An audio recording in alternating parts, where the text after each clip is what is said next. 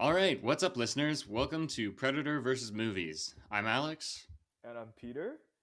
and this is a podcast where we discuss and review the latest movie releases. We're going to start off with a non spoiler review before diving into a deeper discussion of the film, and then we're going to ask the most important question: would this movie be better if the alien from Predator was in it? This week, we're going to be reviewing Bodies, Bodies, Bodies with our special guest, Sascha. Hi guys, thanks for having me. Okay, so first we're going to start off with some news, some movie news. First off, guys, we got a special announcement. Um, we're gonna get a season 2 of The Rehearsal. Hallelujah! And I've got blank stares. Peter, you at least know what I'm talking about. Dude, I binged that show last night. It was it's probably the most unique show I've ever seen, to be honest. It's I very special, but honestly, I feel like I would prefer them to stick minor spoiler. Stick with the episode 1 format where Nathan helps other people instead of Nathan puts himself in the scenario. I think it's a lot more fun to see him sort of navigating people through the scenarios while, having some ridiculous moments along the way. So honestly, if season 2 is just 6, 7 different scenarios that Nathan found himself in to help people out, etc., I will honestly prefer that instead of just one coherent narrative, which is sort of what season 1 was. like I hear you, but also I did really like how we kind of went down a rabbit hole and things spiraled out of control, and like a show that was supposed to be about helping other people became about Nathan specifically. I really like that. So I'm no matter what he does, I'm happy that it got a season 2, and that like amid the whole Warner Brothers Discovery fiasco, like that survives at least. Dude, Um, I'm pretty sure they were gonna be safe anyways because they're only canceling HBO Max originals, and that was True. considered an HBO original, so that was Yeah. safe anyways. But That the thing is, plus, I think about it. They got a huge budget for season 1, and now they're yeah, renewing for season 2. They might get an even bigger budget. So in season 1, they recreated like 2 houses and one like fast food restaurant. Just think about what they can bar. do in season 2. Oh no, yeah, you're right. They did do a fast food restaurant. They did both. It's gonna be nuts, Um, dude. I'm yeah, pretty excited for that. I mean, also like it helps that it's non-scripted, which Zaslav I think prefers the guy who's like in charge of what gets cut. He seems to prefer that. He also thinks that it's um, more oriented towards female viewers, the non-scripted content. It was a weird PowerPoint slide that was going around where it was like, HBO or HBO Max is for it's male skewed with its scripted format. If it has a script, it's for boys only, apparently. Whereas Discovery was more non-scripted reality TV, and that had apparently a female skew. Who knew? Well, Thanks, Zaslav, for your marketing insights. well, they have the analytics, and I, I mean, I suppose, but also that sounds like bullshit to me. Um, okay, so some more news. Top Gun has stayed in theaters for how many months is it now? Came out in May. Yeah, end of May. So yeah, So 3 months this is now. what 3, yeah, 3 months, and it's making lots of moolah, as it's making lots of money for the military. Yay! So now it's overtaken Infinity War, Avengers: Infinity War, as oh shoot, is it the sixth highest grossing film of all time right sixth. now? Yes, I think Yeah. you're right. So I don't know what's after 6. Let me just look that up. But I feel like I mean, yeah, it's still in theater. yeah, yeah. It's not. I don't think it like. Yesterday, I went to see a movie, and we saw I think about 3 showings for Top Gun in the theater I went to. So I don't think it's gonna. I think it's at least gonna stay for the entirety of August. So that would be like 3 whole months where the movie will stay in theater. Yeah, the Wikipedia article I'm looking at doesn't have it listed as 6. It has it as 12th right now, so I don't know. Sometimes they kind of like it's like special circumstances where it's like highest grossing, but what are we counting here? But I feel like it could pass Frozen 2, Furious 7, The Lion King, the new one, Frozen 2 is up there. Jurassic World. Some of those numbers might be adjusted for inflation too. They might be Wait, hold up. Yeah, that's what I was Frozen thinking. 1 is not up there, but Frozen 2 is? Well, you have to build the fan base with the first one. Bro, that is bullshit, man. Like, come on. Well, Frozen wasn't a cultural phenomenon right when it came out, but it was when the sequel came out. Subjectively, Frozen 1 is a much better film. Yeah, no, that is true. But that doesn't matter. More money. Oh my god. But yeah, I feel like Top Gun has legs. Like it could keep going. It's quite the dad film. Yeah, I don't know. Some more news. Ryan Gosling and Margot Robbie are teaming up again after Barbie to star in an Ocean's 11 prequel. I don't know what that means. Having we've already got an Ocean's 11 prequel, Ocean's 8. So is this Ocean's 9? Ocean's 1? I guess there's 2 of them, so Ocean's 2. I don't know. Are we gonna do a different naming scheme that isn't stupid? I don't know. But yeah, I've heard someone say that it seems that he's got a new common co-lead. He used to star with Emma Stone for a while. He's which I think is ridiculous, by the way, because him and Emma Stone was like god tier. Yeah, they were pretty good. It's like it's not even triple A at that point. It's like quadruple A. Yeah, they're just so good together. They have such good chemistry, and then we haven't even seen a single film with him and Margot. And now they're doing another one, and everyone's like, "Oh, this is gonna be a new duo." Bullshit. Fuck that. So much better with Emma Stone. Well, actually, I can't judge because I haven't seen the movie yet. But yeah, maybe Barbie is just that good. I don't know. I'm excited for Barbie, and I'm not ashamed of it. I cannot wait for that movie. Well, double feature that day. Double feature with I'm Oppenheimer. Just saying, bro, between Nolan and Greta Gerwig, I think I'm gonna go with Nolan. You're insane. Well, I don't know what I would do first because I might want to start with the downer Oppenheimer and end on a high note with Barbie. Downer, man. It's like, what are you talking about? It's about the atomic bomb. Yeah, of course, it's a downer, dude. It's sorry. It's a story, man. It's a story. All movies are stories, Peter. That's ridiculous. And plus, I don't know how Nolan's time fuckery is gonna play into that.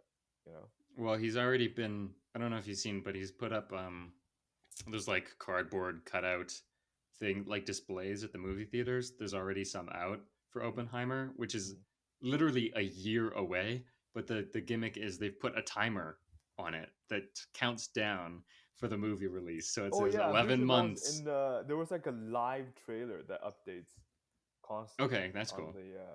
When the movie's gonna release. That's cool. But yeah, so it says that now on the actual cardboard cutout. So that's gonna be there for a year. Dude, that's so silly. Because we mentioned Nolan, it's kind of funny. I saw this on Twitter. It's like Nolan is pissed because he cannot use an actual atomic bomb for this movie. Because Nolan loves practical effects, right? He crashed a plane for Tenet, and the fact that he cannot explode an actual atomic bomb for this movie. I'm assuming that was a joke, right? That wasn't a joke, yes. Yeah, okay. I don't think Nolan wants to do that. I feel like moving on. I've heard great things about a particular movie that's in production right now, or in some stage. I don't know where it's at right now, but Creed 3. That's with what's his name? Michael. Is it Michael B. Jordan? I was like, it's not. It's Michael Jordan, but not. Michael B. Jordan is coming back as Creed, and this time he's directing, I believe, which is interesting. Taking the reins from Ryan Coogler of Black Panther. It's co-starring Tessa Thompson and Jonathan Majors. Love that guy. And yeah, apparently it's had a test screening, and it turned out really good. Like top tier, whatever you S tier or whatever. So I'm excited for that. I actually haven't seen the first 2 Creed movies. I need to get on that. Well, whatever. But I get excited when I hear a movie's doing well. It doesn't matter if I've seen the movies before. Dude, all I'm saying is, it's like I don't know if any of our listeners are familiar with esports, but in esports, there's this thing called scrimming, where it's a team before the actual match practice against other teams, and just because a team has good scrim results does not mean the team will actually perform to that level. So I take test screening with the same sort of attitude. It's like this is this can be a good indication, but take it with a huge grain of salt. You know, I agree. because dude, like think about it. We always hear mixed things about test screening. Like some, like, even with like actual reviews of movies that are releasing, right? Like on the day of the premiere, we have people who say, "Oh, like for example, Love and Thunder, best Thor film, best MCU film," and then there are people, Yeah, right? So I don't that's know. that's all true. Take things with a grain of salt. I will say that like I think it's a pretty good indication usually until mm, yeah, I would say like it's usually a good indication. What you're talking about with the press screenings, especially for Marvel movies, you do have to be careful to kind of weed out who are the hype people who are Mm. thrown in there to like generate positive reviews versus the people who are going to give you like an actual opinion. So yeah, like the first day on Twitter after the press screenings happen, I'm always like, okay, yeah, get through the positive ones, and then look for the people who are like willing to say some mean things and see how bad they think it is, and that'll usually give you a decent indication. But for test screenings, yeah, I would usually kind of trust how they're leaning, especially if people think it's like really good. I don't know how it could go from really good to really awful. Like that doesn't make sense. So I think it's a pretty good indication. I mean, more often you might see like a score, like a movie doesn't do so well, and that's sometimes because uh, they almost never see like a fully CGI, all of the visual effects. Usually they see kind of like mock-ups, which can usually lower scores actually. But yeah, okay, so some more news. Robert De Niro is going to star in a gangster film with himself. He's pulling double duty as two opposing gangsters. As far as we know, they are not twins, but man, that's an interesting choice. Um, yeah, I don't know. I just thought that was really funny that he was going to do that. He's doing the twin thing now. I made a joke on Twitter about how I was wondering maybe he'll be in drag for one of the twins, and maybe Al Pacino will make an appearance and try to sleep with the girl version. Thank you, Sasha. You get it Yeah, now. yeah. Now I get it. When I saw that on Twitter, I was like, "What?" And now you saying it, I'm like, "Oh, okay. Now it makes sense." Yeah, go back retroactively, like it, please and thank you. Sure, I'll get Um, right on that. I don't think I got any likes on that. Come on, guys. That's obviously a Jack and Jill reference, Adam Sandler. I don't think Robert De Niro could do it better than Adam Sandler, but the fact that he's got a close relationship with Al Pacino would make it so much more funny. um, that's all for that. An update on some news we covered last week. Ezra Miller apologizes, or do they? They released a statement. Hard to say if that was actually them or perhaps their publicist. um, but it seems that maybe Warner Brothers is going with option number one, which was have a limited Ezra Miller appearance in the press release for The Flash and ultimately release the film, which is kind of what I was hoping for. Um, yeah. Any thoughts on that development? I Crickets. haven't Honestly, heard at this much, point, but I don't know, man. Like, cause like most likely, no studio is gonna hire him after all Them. these instances, and like his movies haven't been They're hugely profitable either. So it's not like there's an argument to be made, you know, to keep hiring him despite all these controversies. them. Peter. They're non-binary. They don't use he/him pronouns. Right. All right. I'm All trying right. to Like I'll use school the right you. pronouns. good job, Well, Alex. dude. Honestly, at this point, I think they just need to make a quiet exit. Well, I'm glad that they're at least acknowledging what happened Yeah. instead of trying to sweep it under the rug, which Well, is I so mean, much it's worse. way too big for them to sweep under the rug. They've been trying. They've been trying for this long. There was no comment for a long time. But yeah, I don't know if I fully believe that it's them. Were they apprehended? I feel like I might have I heard that, but I I think forget. I think I had seen somewhere that they're being possibly charged with something. I'm gonna say this without saying anything officially because I actually have no idea specifically. Um, all I've seen is just various things about them. The most recent thing is that they're getting help, so hopefully that Yeah, goes well, and I'm glad that they're seeking help. But it's definitely it's been wild to see it has certainly been what's wild. been surfacing and going on. Yeah. Okay, and last bit of news. This one's actually topical. Recently, actually, my brother shared a TikTok video with me. Apparently, there's a writer for, I want to say, the New York Times, who has been beefing with Amanda Stanberg.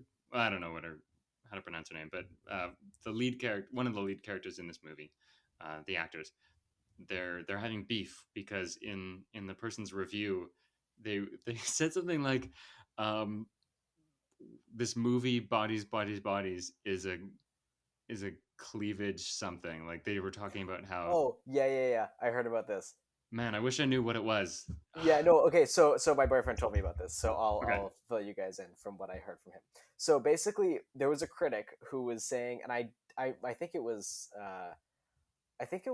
what character was it? Uh, Sophie. Amanda yeah, it must have Stenberg. been. I think yeah, I guess it was. I think he said it was maybe B, but I think he might have had it confused. But basically, this critic said that like, oh, this movie was basically just a 90-minute cleavage fest. Yeah, It was and so advertisement. yeah, Advertisement for cleavage. basically yeah, and then so she like DM'd her, I think, and said like, Yep. stop staring at my tits or something, uh, and then I think then the critic posted this or something, and yeah, it was just a Hmm. whole thing. That's just what I heard. Yeah.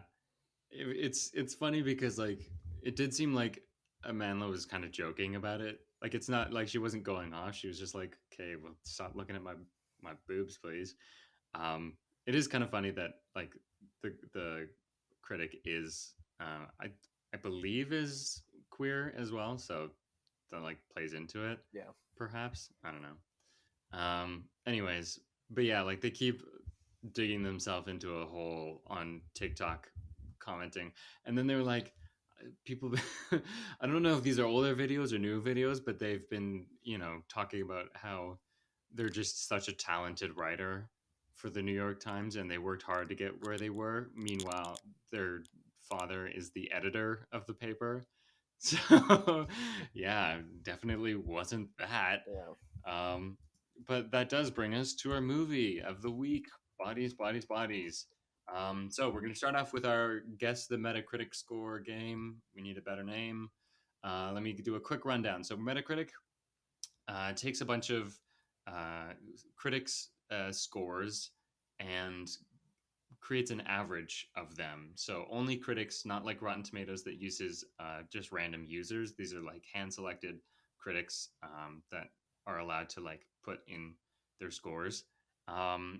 They are split up. They're color coded. So 80 or 60 and above are green. So that's kind of like these are good movies.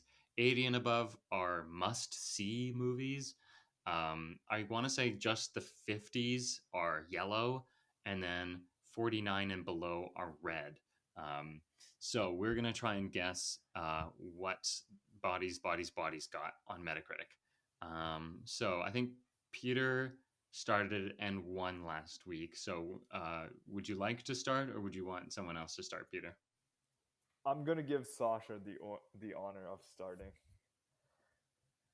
Okay. So you pick a color Yeah. and you pick a score, pretty much. Okay. Well, they're tied together, so Yeah. yeah. Okay. I'll just say the number. I'm gonna guess 62. Interesting. I'm gonna go with 67. I'm gonna say 65. Ooh, okay. Perfect middle. So hopefully someone remembers to keep us honest. Okay, checking. And this is of course going to take me forever. Oh, I the highest with 67. I think Yes. so. Yeah. Okay, I win. It's in 60, the. 69. Oh, okay. I So thought it's it's still in the in the 60s. 70s. Yeah. Okay. Yeah. And I think yeah, that lines up. The 60s are kind of like I think the Deadpool movies and like probably maybe Free Guy got in the 60s. That's always what I use as a reference point, that those movies are like yeah, Free Guy got 62. So I like using those ones as references cuz like these are movies that are not bad. They're good movies, but also like they're not great. You know, they're fun. They're good movies, but yeah. So I'd say yeah, that's about right. So I won that. So who's gonna go first? Peter, you're gonna go first for your non-spoiler reaction. Okay. Um, I'll just say this movie, if you don't take seriously, it's great fun. But if you take it as like a serious, satire for Gen Z, the new sort of like TikTok social media stuff, and then also I guess the stereotype of what being a Gen Z means, like you take seriously as a movie that does a commentary on these aspects, then you won't really have a good time, honestly. I think like if you the more you sort of drill into this movie, the less it works, and that's when you stop having fun. So I think if you treat it as like my letterbox review, I said this movie is like uh, I think it's about 7 people, right? 7 people in the house. Thereabouts. Yeah, like 7 people who secretly have beef with each other play the game Among Us in real life. Yeah. Like if you treat it like that, then you'll have an amazing time. But if you take it any more seriously, then your enjoyment level dips. So What would your score be? my score be, I think I give it a 3 out of 5. I think. Um, yeah, I give it a 3 out of 5 for this. Okay. And would you recommend it to someone? I would say no. I don't think it's your time like both in terms of the sci-fi comedy component and also in the horror component. I think they're better movies who does both of these things but better. So Interesting. yeah. Okay, Sasha, what do you think?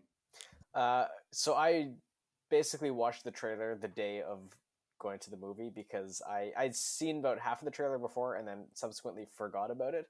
Um, which there's another movie similar thing happened, but that's okay because they both ended up turning out well. I definitely liked this one. I think it had a great blend of comedy and horror to it. Like there were some parts where I was definitely just howling at, which I always love. And then also with the horror though, it was not overly scary. It created, I think, the perfect blend. Because if a movie is like constantly jump scary or just is you're on edge the whole time, that I personally just don't like. That's just uncomfortable for me. Um, so I think this movie did a good job of it. The premise itself, I think I agree with Peter in terms of yeah, it was essentially just an Among Us game, but yeah, as a satire, I think that's what it was getting at, and so I think that was there's an element of that which is enjoyable to some extent. Um, but yeah, overall, I had a good time with this one. It was one that I was happy to see for sure. Nice. And what would you score it? I would score it probably between a 3.5 and a 4. Nice. And would you recommend this to someone? Yeah, I'd recommend it to somebody. I think it's a good experience. Cool. Okay, my turn. Yeah, I had a good time as well. I actually went with both of you guys. So I went once with Sasha and once with Peter. Um, and so I have seen it twice. Definitely liked it better the first time. I don't think this movie works quite as well when you know what happens, um, which is maybe an issue, but also maybe just don't watch movies, you know, twice in 3 days. That's just kind of stupid in general. Or no, it might have been. I think it was twice in 4 days. So, but nonetheless, yeah, first time I did enjoy. I thought it was funny, and I thought, yeah, the horror or not horror, the kind of like thriller or like the tense moments I did find were tense. which is good. I yeah, I don't think it's like a great movie.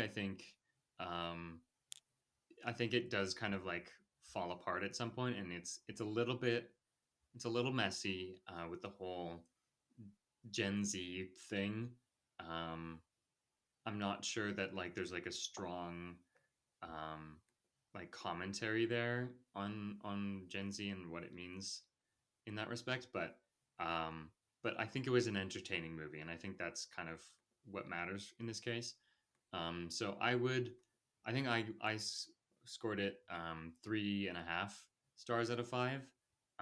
So like pretty good. And I would recommend that people go check this one out, especially if you're around our age, because it does kind of like try to poke fun at some of the things that we do, and I think there's some good cases like where that does work. Yeah, so that's our non-spoiler reaction. So I'm gonna put on the spoiler zone warning. Wee So if you haven't seen it, go check it out. Or if you don't care to see it, you can still listen, and we're gonna kind of tear into this movie and like talk about all the sort of things. So we started talking about it already, so let's just get into it. Our first topic, and so we've got a list of topics that we've compiled between us, and I've given them all names that are. I tried to be clever with the naming, so see if you catch on. So the first topic is LOL, and that's going to be the satire, the Gen Z satire. So, what did you guys think? Was it funny, accurate? How would you feel about it? Okay, personally, Pete Davidson, like I'll say because of like the whole setting part is a little less relatable because it's literally just a A how should I phrase mansion? this? Just like bunch of rich assholes getting high Yeah, and drunk in a mansion, and I don't think that's relatable to everybody, right? fair. Hmm. But like Pete Davidson, like we all know him. We all have someone who's like him in our friend group, just like Hmm. someone who's pretty careless, but also very easygoing. But actually, like I really like the whole like they went the extra miles, and instead of just portraying Pete Davidson as sort of this like meathead character in the group, he also has like a vulnerable and sensitive side to him as well, you know, which I think is pretty fun because usually when movie portrays character like that, they they're very loose in terms of their actions, but they're also loose in terms of their emotion as well. They don't really get mad or jealous easily, you know. But I really like that include a sensitive side, Pete. What? Hold on. What movie did you watch? What sensitive? When was Pete Davidson sensitive in this movie? Well, I mean, at least he's I guess it's less so being sensitive and more just like he wants to be the center of the attention and also being liked, I guess. So it's less so about sensitive, I guess, more like vulnerable, I guess. Okay, I know what you mean. Like he's got flaws that are rooted in like um what I assume is like lower self-esteem. Like that has to do with like the ending. Insecurities, yes, yes. Insecurities, sure, yeah. Um but there's not I wouldn't say there's ever a point where he's expressing the fact that he feels insecure or vulnerable. He is kind of like that tougher shell, and that tougher shell really does bite sometimes. He can be quite the asshole in this movie, which is great. It's fantastic. Um, Sasha, what do you think about the Gen Z satire? Okay, so my commentary to this is going to be kind of general, but also I'm going to bring it specifically to this movie. I think seeing a lot of the Gen Z humor and lingo and mannerisms, for me, it takes a lot of getting used to still. There's a part of me that finds it funny, some aspects of it. Like, for example, in this movie, one specific thing was the whole, like, however long it went on, the whole discussion about gaslighting. That was Oh yeah. hilarious. But then at the other side, there's also like the fact that they're like there's that scene where B walks in on everybody making a TikTok, and then there's the whole thing at the end. And so I'm just like, so when I see things like that, like kind of that blunt and that directly there, it's also like, okay, now are they just trying too hard? I think even when I see like companies advertising on TikTok, even for me, that's just like, okay, sure, I can see what you're doing, but so that might just be the shock of how like new it is, but also relatable, because growing up you watch older movies, right? You can't relate to that, but when you see something that is in your world, and it's just like, oh, okay, I know what this is, or I've made a TikTok or whatever, then I think it kind of it's a different sentiment towards that. So I think part of that will be getting used to seeing those kinds of things in movies and just media in general. But I think the majority of the satire and the humor relating to Gen Z definitely worked, I think, um, because a lot of it just provided humor that was relatable and enjoyable to see, for the most part. So I think I'm trying to think of more specific examples, but the Gaslight one for sure. I think just the relationship dynamics too was a part of it. Um, there was that discussion after, I guess, it was after the first death. I guess that was Greg's death. There The was first real death, or no, the first, the one in the game itself. okay, yeah, So that's there right. was that whole discussion where between Emma and um,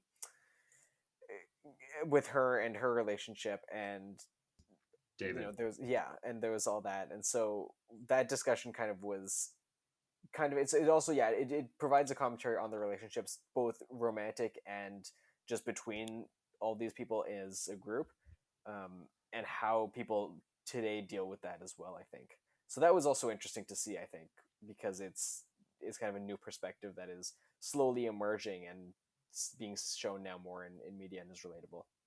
Like, you mean how everyone just kind of sucks and hates each other? Yeah, kind of, and how superficial things can be, and how just stupid and petty arguments are, and the Hmm. consequences of those. Yeah, I definitely feel like the depiction of Gen Z in this movie is kind of crappy. Like, not like crappy as in like inaccurate necessarily, but definitely like these are all like awful people. Yeah, I just feel like yeah, the depiction like they're vain and they're all kind of like self-interested, and they use all these words that I don't know that they fully know the meaning of these. It's like those like those keywords you find on the internet all the time, and even Pete Davidson mentions this when they talk about gaslight. Like, oh wow, you have a Twitter account. Like, Yeah, so many of those words that you would find having a Twitter account are in the movie. So I wrote some of them down. Yeah, there's gaslight, silencing oh yeah, when Alice says you're silencing me, um, ableist, yeah, body dysmorphia, ally. I really like the ally yeah, joke. Trigger, enable, yeah. that sort of stuff. Well, going to like and talking to that, like the whole when there was the discussion where Jordan's got the gun on Sophie and B, um and I think Alice was there as well, but Yeah, that discussion like of the and I think this was both, it had its good side and its bad side, where they're talking about their own personal struggles and mental health and things like that, and those are definitely important things, but the way that the movie presented them, it was kind of satirizing it, which is that a good thing to be doing? I don't know if it crosses the line between making a joke out of it and actually sharing or showing what these struggles are, and how uh, what effects they might have on these people and how significant they are.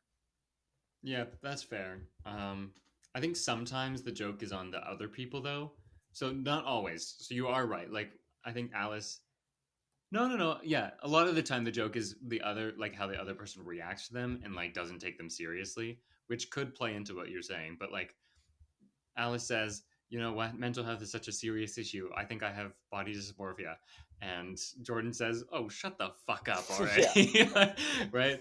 And Sophie's talking about her drug addiction, and uh, Alice is like stuttering as she's trying to be like, okay, I'm an ally, and like she's really carefully choosing her yeah, words. I think that's great. Um, but yeah, so I and also to what you said about seeing TikTok things, it reminds me of watching the Batman. and I don't know if you've seen it, but the bad guy, the Riddler, he live streams in the movie, which totally takes you out of like this gothic neo noir feeling. You're like, oh, he's live streaming and like people are sending the hearts. It was really weird. So I totally get how that's how it feels weird now, and it's actually weird that they don't do a live stream in this movie. Um, but I think all things considered, like the TikTok thing is like it's incidental, I think is the right word. Like it's like what the characters are doing when B walks in, but it's not there's not like a whole bit about the Yeah. TikTok thing, right? So I feel like they integrate it nicely and in a not in like an over handed or like ham-fisted way. So yeah, I honestly don't think the satire was that bad. I know a lot of people are like saying that a common nitpick is that like it's as if a bot or like an AI took all the Gen Z things and then made a movie. And I Yeah, don't that think sounds about right. Kind of. I honestly don't think that gives I the mean, no, screenwriter it's enough not credit. that extreme, but No, I can see where they're coming from though, for sure. yeah.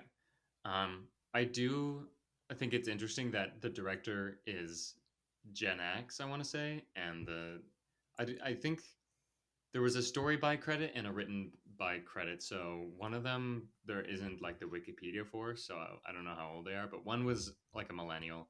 So, um, and I mean, I think for a satire, it does help if you're not part of the group that you're like making fun of. But I would wonder what a Gen Z would have made if that would have been better. It does help.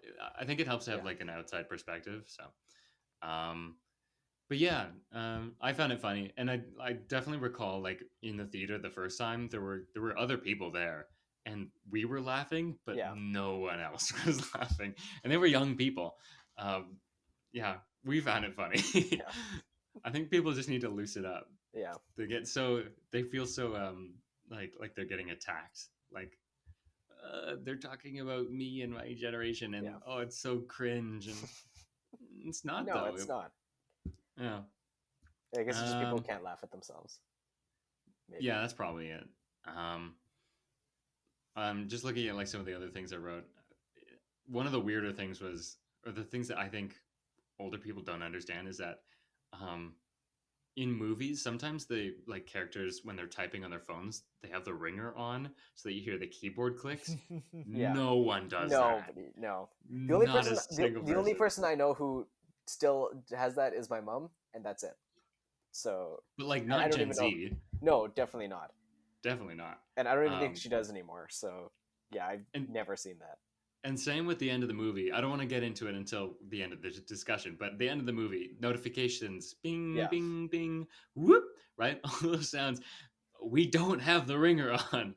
It's nice for like comedic effect, Yeah. but it's definitely inaccurate. Well, or it's Um, either ringer off or it's buzzing on your watch, so you're not going to hear it.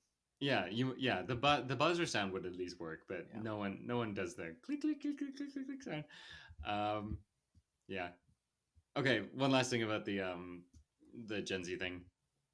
I thought it was funny that they talk about a podcast and how it's relevant for us. It takes a lot of work to get a following. I was like, that's true, Alice. I feel for you. I hope no one's hate listening to this right now. Anyways, let's move on.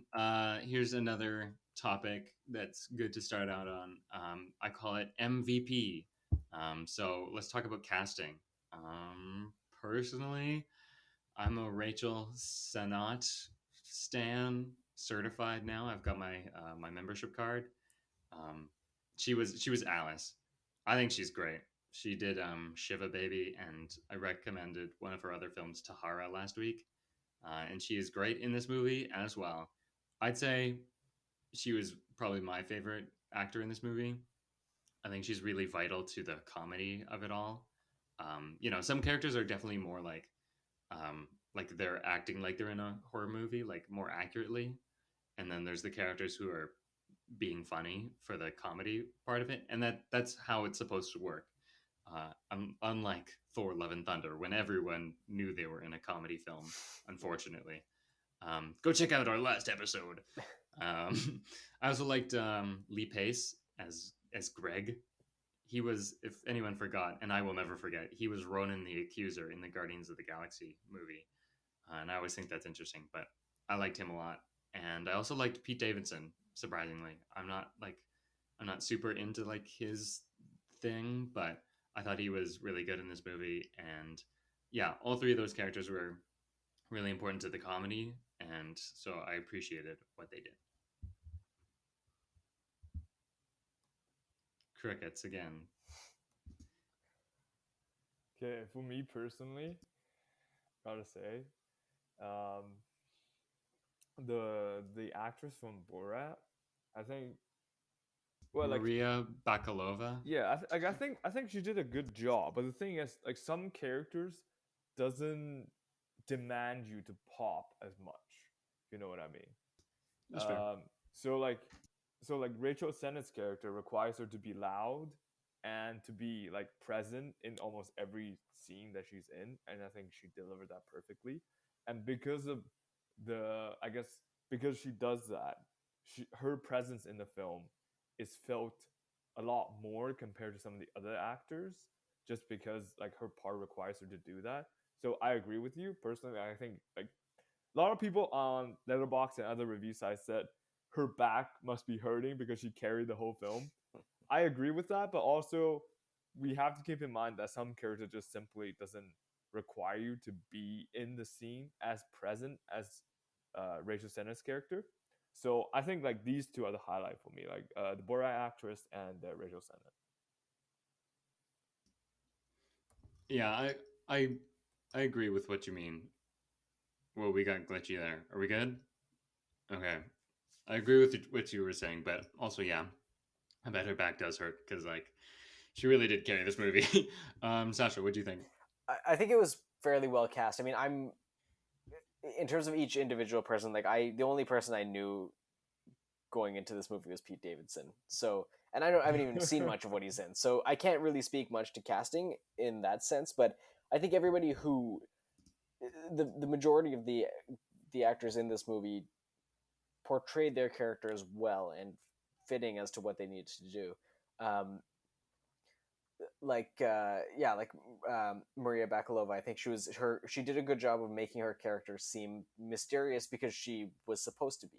Nobody knew who she was. She just sort of randomly comes in as Sophie's girlfriend, and that's represented at the beginning. Everybody's kind of resentful of her, and throughout she sort of maintains this sort of quiet tone and doesn't really say much and just kind of has this look on her face of it's like a timid look, but it's also one where she's kind of determined as well, and that comes out I think throughout more as the night unfolds. So I think there was nothing really that jumped out as like weird to me in terms of the casting. I think everybody seemed to do a pretty good job. So, would you say Maria was your favorite as B, or was there someone else you liked? I would say so. Yeah, I think she definitely did a good job. I think Lee Pace also did a good job too of portraying Greg, because Greg was also a similar thing where nobody else knew who he was, and he definitely came across as that, just like this sort of random, kind of chill guy. Yeah. Okay. Next, this one I had trouble coming up with a good name. Either it's BBB or how we've been typing it to each other over our text messages, bodies times 3, because we're lazy. Let's talk about the actual game, bodies, bodies, bodies. First of all, why on earth are they slapping each other?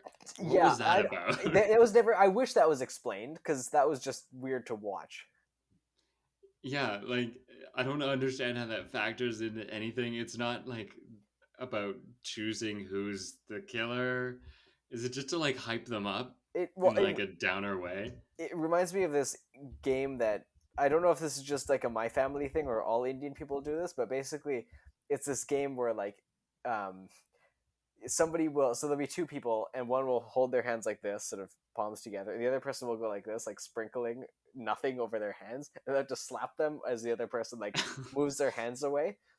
But that actually has a point, because you sort of just like play, and whoever you miss, then you switch places. But yeah, the whole slapping thing was weird. It was uncomfortable to watch like B slapping Sophie, because it's like, yikes, that's like partner abuse, kind of, or And what's it kind of gives that.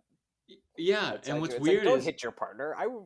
Could never want to do yeah, and what's weird is she has trouble hitting Pete Davidson, that. the guy with possibly the most punchable face in this movie. Yeah, literally. And he and then she's like, "Oh, I have to slap my girlfriend." Okay, and smacks hard. Honestly, I like just was weird. now looking back, when I watched it, I thought I was very unnecessary. But now looking back, I guess like it does make sense because like especially if you look at Pete and Lee Pace's character, like they already have this sort of like feud going on between them, and they were sort of using this game as sort of a method to relieve the tension, almost to let it out.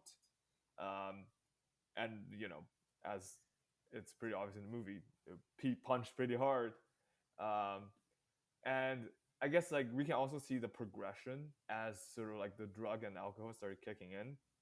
How B in the first slapping circle was hesitant to do anything, but in the second slapping circle, despite the target being her girlfriend, still like slapped pretty hard. So I guess like that could be one of the reasons why they incorporate that scene. I But mean, yeah, I think it has a place in the movie as kind of it shows how like they're being so lighthearted about this slapping bit and they're all like laughing, but like that's like abuse. You guys are like hitting each other and like hard, like they're not like pulling their slaps. Um and so I think it speaks to like the greater idea of like toxicity in the friend group. So I'm not saying I don't understand why it was in the movie. I'm just saying like in the logic of the movie, like if you're in the world of the movie, why are they playing that game? It seems like a separate activity to bodies. So like there should have been a character who goes, okay, why are we slapping each other? And then someone goes, oh, well, this is why, blah blah blah. But they never do that. Yeah, I feel like the whole game, bodies, bodies. It's just like pretty poorly explained. Like a man like goes, "Oh, let's play the game," and then they cut out the pieces of paper, and then we never see the pieces of paper again.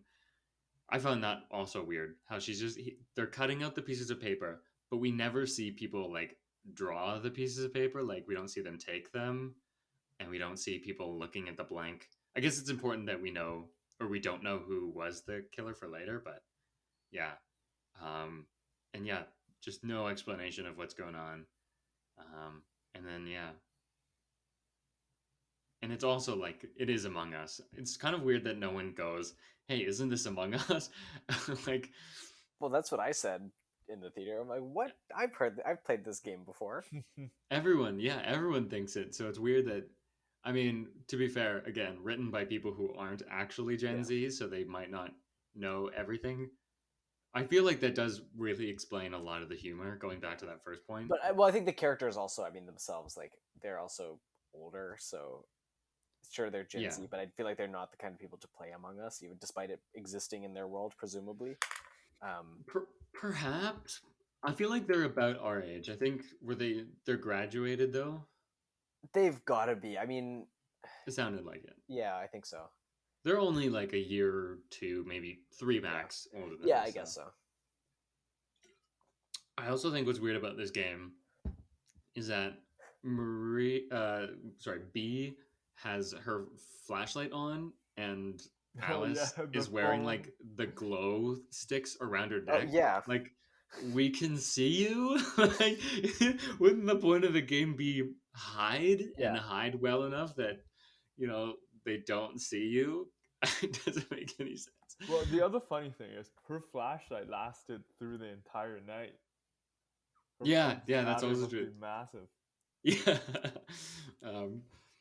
that is true. That's inaccurate. I mean, there are like bunch of like weird movie logic thing, like the gun in towards the end of the movie. Well, we'll get to the greater.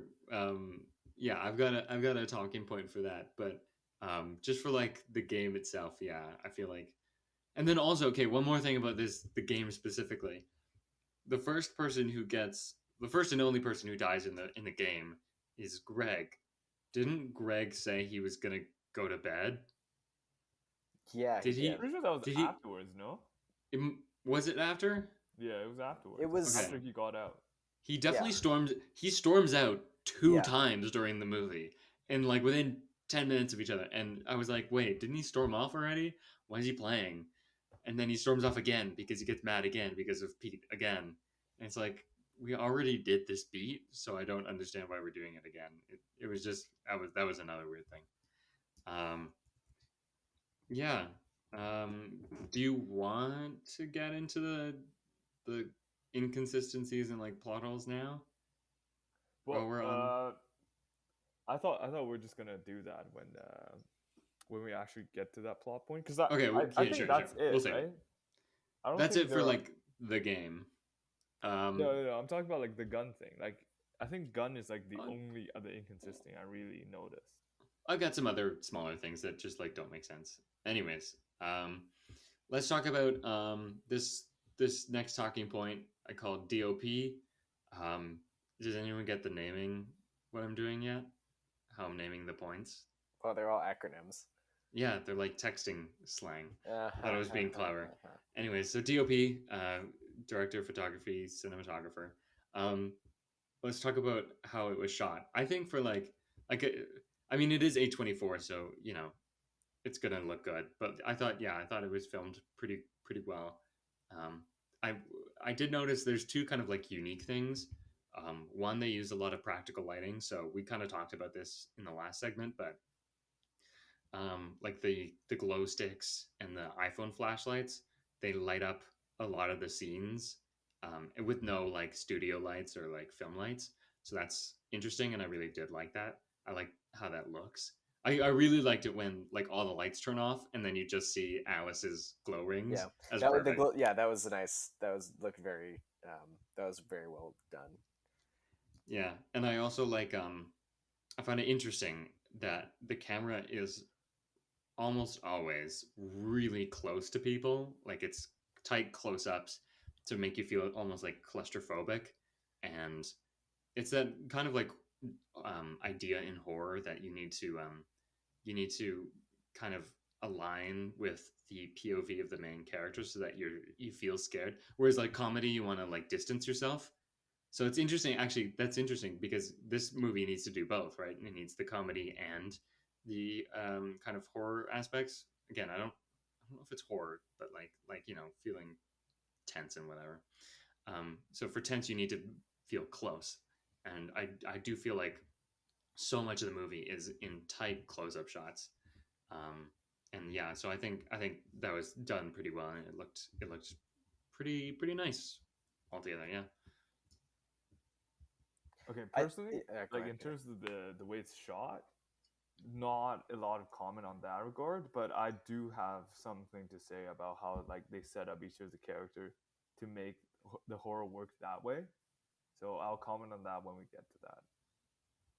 Okay, sure. Sasha, anything else? Yeah, I was just gonna say similar to like what Alex what you said. I think with the lighting in terms of just giving it a feel of how dark it is, but also like things like the glow sticks, for example. I feel like kind of also give a contrast at the same time of like how playful it seems. But then that kind of goes away, right? Because the glow sticks is only kind of at the beginning, and it just all changes to like dim lights in the house and flashlights, and then it becomes more of a like scary survival type of scenario, which is, and then it's kind of like I guess sandwiched where you've got the daytime shots at the beginning to show like everything's okay at the beginning, and then catastrophe strikes at night, and then in the morning it's okay again. So I don't know if that was, I mean, that just is probably a natural occurrence, but I think there was definitely a lot that contributed to visually making it feel like, to make you the right amount of tense, but also like it made you laugh at times too. Yeah. Okay, next segment. I call this one Sasivaka. Sorry. Okay. Yeah, it's bad. Literally, I think almost every character in this movie is acting like pretty suspicious at different times, in like a weird amount. So that, and I'm sure that they do it kind of on purpose so that you really don't know who did it or like who might be involved. But sometimes I feel like they cross a line, and it's like, okay, people are acting weird and for no good reason. So like, especially at the beginning, I found um, what's her name, Sophie. I found Sophie to just be like weird and like off. Um, just the way she talks about the group chat, she's like, "Oh, you guys know I'm useless with text," and I just feel like she's leaving all this information out and just kind of acting suspicious.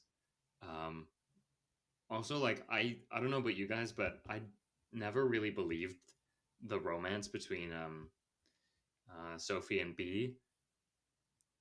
I don't know if you guys felt the same, but like Mm, I just felt it felt kind of like forced or like not um, authentic, which might be what the movie was going for. But like for example, B is sent out in the rain, and Sophie just kind of lets it happen, and I feel like Sophie doesn't defend B enough, whereas B is like clearly defending her to like certain extreme extents. I I think at the really like that beginning, take actually, because I remember distinctly at the very beginning of the movie, I think it was Sophie to B say, Sophie was like, "I love you," Yeah, and and then and then she realized that B's not saying it back to her, and she said, like, you don't have to say it back or something like that. So I think if you interpret it that way, it will actually make it quite interesting to like that sort of showcases how superficial love is like for Gen Z, I get as a whole, I guess, you know. Yeah, Um, you don't necessarily have to project it, but yeah, you could also say that. Yeah, I think yeah, similar to what Peter said. Like at the beginning, it was. I feel like it was actually like less superficial because I think it showed that there was something there maybe, and then as the movie went on, it was like it sort of faded out just because of the circumstances, but also because of those circumstances, they were also learning more things about each other, and truths were coming out, and then so that kind of put a strain in their relationship. But none of these relationships seem to be like, I mean, there weren't none of them were like really long lasting, right? Like, exactly, I agree with that, yeah, like with 100%. Greg and Alice, like what did they? She knew her for like a few weeks or something, if that. 2 weeks, Yeah, 2 weeks. I mean, with B and Sophie it was six maybe. correct. So I mean, it's like it's still these still relationships are very young. So I feel like there some of the things are you'd expect of a relationship aren't going to be there necessarily just by virtue of them being new. But I think that does add something to it though because that kind of it by being so new, it's something that's it's not. It brings into questions like, well, how worth fighting for is this? Knowing all this new information, particularly in the case of Sophie and B.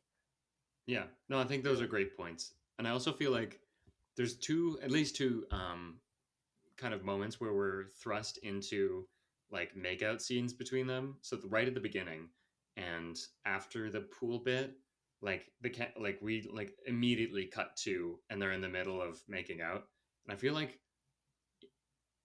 the way that they film it makes it not um what's the word? Like it's I don't feel with the characters like I'm kind of like like I don't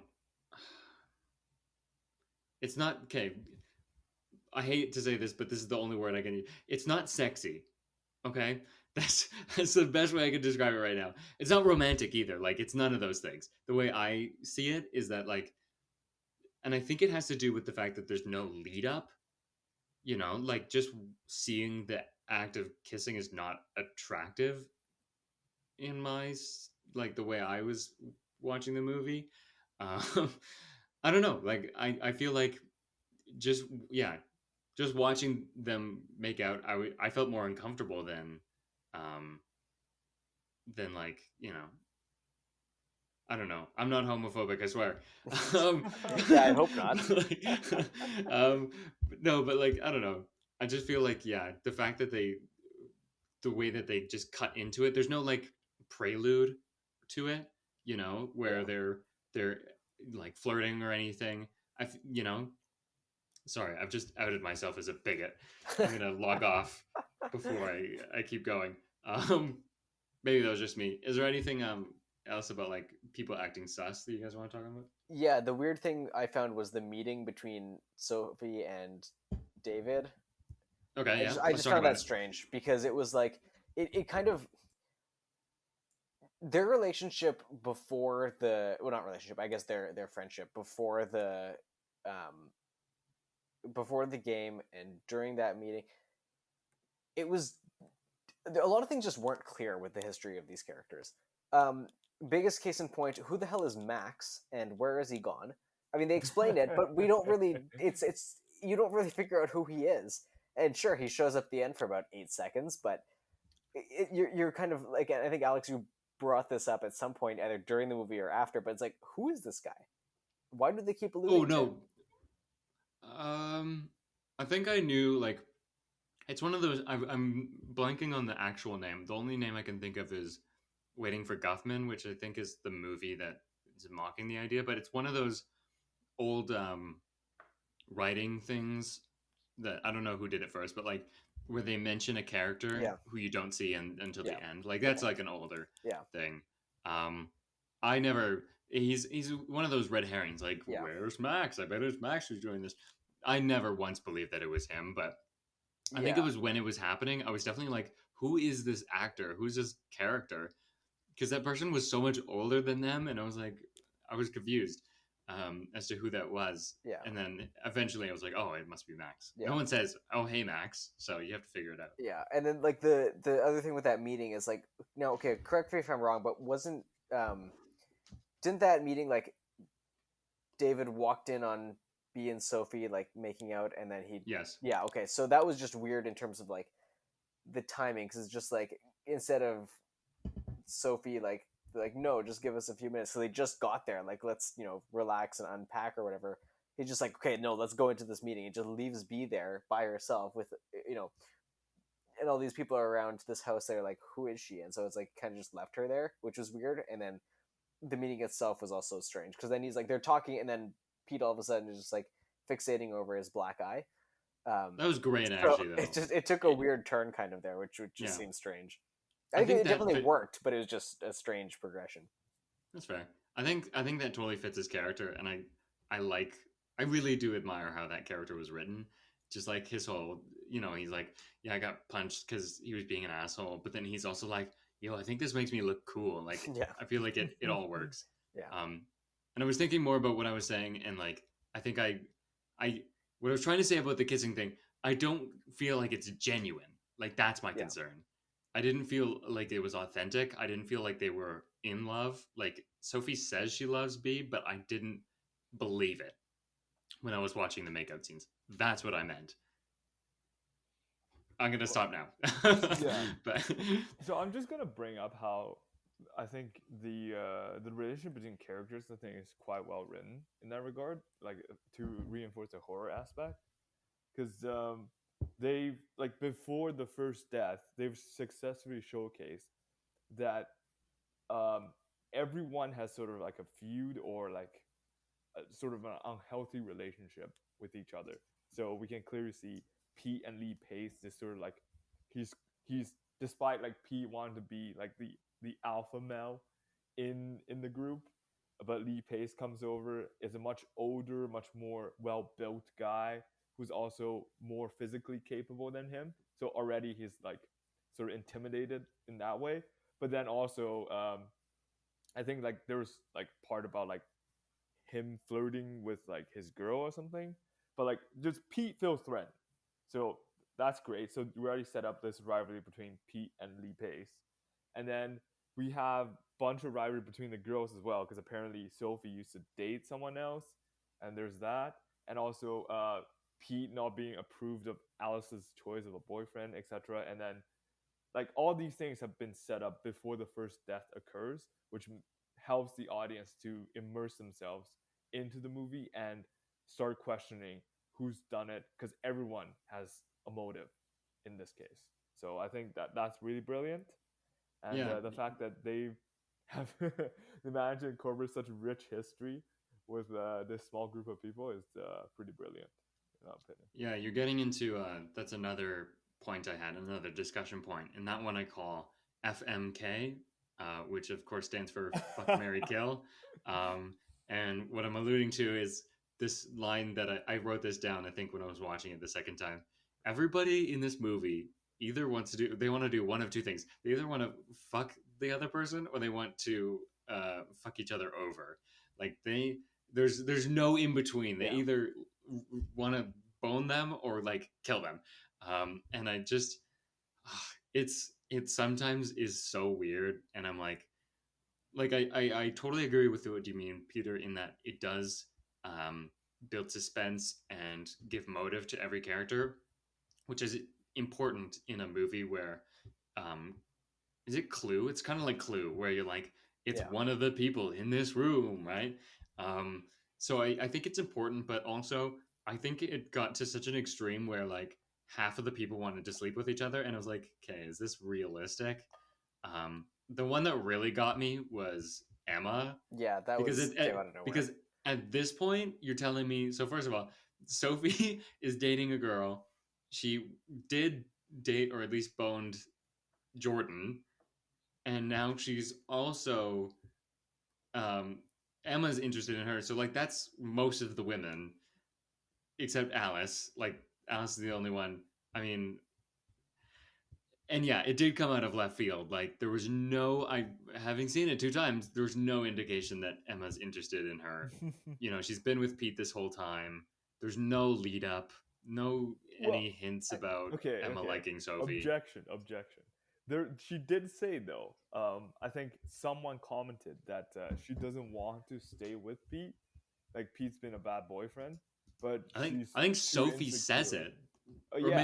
I'm not sure if it's Sophie, but insecure or something to say it to his face to break up with him. Like, yeah, but it doesn't mean that she likes Sophie though, right? And I'm like, pretty sure, wasn't there like, because I felt like the private conversation between Pete and Sophie sort of hinted towards like they had a past as well. She said that they were like elementary school dating before that she found out that she was a massive dyke. I am, of course, quoting the film. That's literally what she says to this. It's a quote, I swear. Oh yeah, I remember that. She says it in the opening. No, I definitely remember. And yeah, I don't think they dated because just that whole conversation, I feel like. Okay. That's yeah, it feels very platonic. I didn't get any sense that, almost in the same way that Sophie and B interact, which is unfortunate, but I feel like there was no sexual tension between her and David. Mm-hmm. But yeah, I feel for the Emma thing, I feel like Emma was just suddenly like she was so. Also, she's distraught about David dying, you'd think, but nope, she's just gonna try and kiss. I guess she was under the influence. She did take something, maybe. Was she? Like, dude, like she's scared, man. Like she's scared, so she makes out with her friend. That can give her a sense of comfort, and at that point, I guess. Sure, but I don't know about that. The one thing is, she did take a Xanax after drinking. Yeah. So like maybe. Well, okay. I don't know if she was she on coke? I don't know, but yeah, no, Xanax and alcohol. They don't do it, kids. Well, they don't do it. Number one, and number two, they would not be nearly as coherent as they were. Like they were definitely like they should be like in a much worse state than they were. Like that was kind of unrealistic, but I mean that's just a minor nitpick, I think, on my part. Yeah. No, I totally agree. There's a lot of drug use, and they're still forming coherent sentences. Yeah. Well, I'll get more on coherent sentences later, but yeah, the whole Emma thing, I feel like she's just like, I love you, and Sophie's like, okay, no, and then she's like, guess I'll die. Yeah. Like, well, she gave her those. Yeah, she gave her those pills, and then it was like, okay. Yeah. Didn't she offer them to talk about the plot a little bit more? Okay, let me finish my point, but I also don't. Hold on. Yeah, when did she give Emma the pills? Was that she gave her the pills after like at the end of that scene after she kissed her?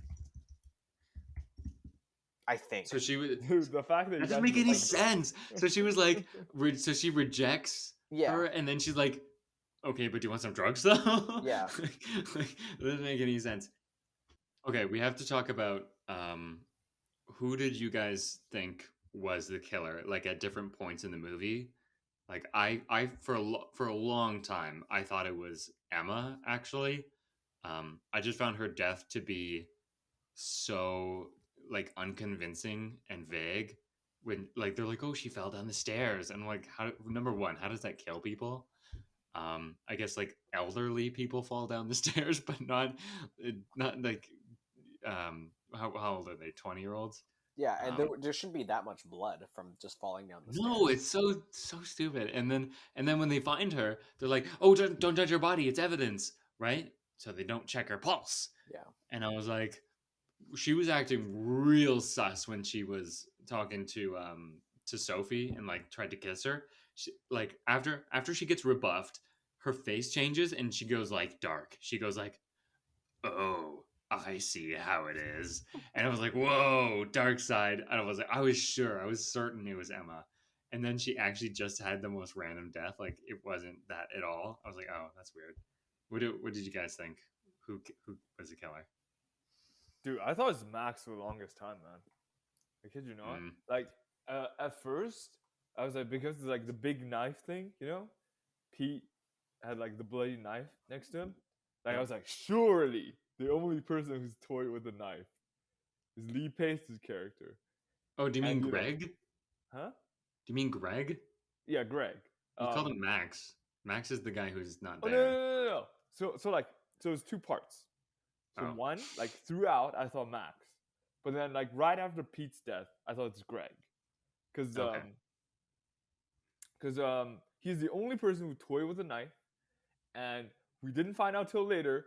But at that point, we thought he's the vet, like you know, someone who's serving the military, Mhm. which obviously was a funny misunderstanding. But That was really funny. Yeah. um, and like he had feud with Pete, so like it's like the most logical choice will be him. But then obviously, like with these movies, the most logical choice oftentimes is not the killer. Um, Exactly. Exactly. That's what I knew Greg was being set up as the obvious choice. Like he right. was the most um strange person, like the stranger to everyone. And he was like strong, he's older. Um, he was kind of pissed off, and there's one scene where like they're explaining the rules to the game of the bodies game to Greg, and they're talking about murder, and the shot like the camera just lingers on him as they're discussing it, just to show his reaction. And I was like, what is like, why are we lingering on him? Like it felt like this was like trying to set up him as the killer. So like I get how like you might feel like I feel like they were setting it up in order to set up a red herring. So I knew that it wasn't going to be him, but um there was definitely a lot of signs for it being him. What about you, Sasha? Dude, that's Oh, the thing though. Remember Knives Oh, Out? okay, never Like mind. at first when we saw the trailer, we were like, Mhm. surely it's not Chris Evans' character because I didn't. he's You you said know that? he's the most sus one out of them all. So surely it can't be him. But then turns out at the end he is involved in some degree, you know? So I don't What? know. Why did you discount him? What was the reason for discounting Chris Evans as a No, bad guy? remember we discussed right after we saw the trailer, Chris Evans' character has the most motive. You know, he seemed like the Oh, perfect candidate for the murder. But in the end, he's not related to the murder per se, but he is not innocent. You know what I mean? yeah. No, I don't So remember that at all, actually. That was 3 years ago, so I don't remember watching the trailer. But I thought you said that he was the classiest guy, so it couldn't be him. And I was like, what? What are you talking about? He's got the most swag. Couldn't be him. Sasha, the actual Sasha this time, what did you think? Who did you okay. think did it? So here's the thing with me and every single murder mystery movie ever that I watch. I can never tell you who it is. Like Mhm. I can never tell. So I never really try to speculate, and if I do, I always just default to what the characters' opinions are. So basically, like the honest answer is whatever the characters were thinking at the time, that is who I thought it was because I'm just not sleuthy enough to figure it out on my own. Case in point, yeah, Knives Out, I had no idea. Murder on the Orient Express, I had no idea. This one, I couldn't tell you. Um, and especially with this one, because everything, like, when you begin to suspect somebody, they're dead. Um, Yeah.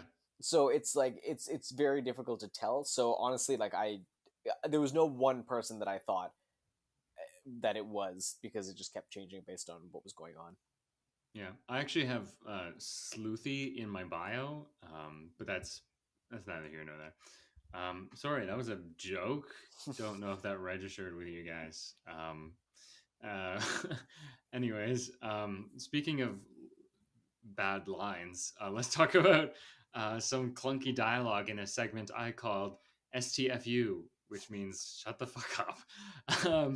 There's some lines that feel like I was saying, I feel like they're overwritten.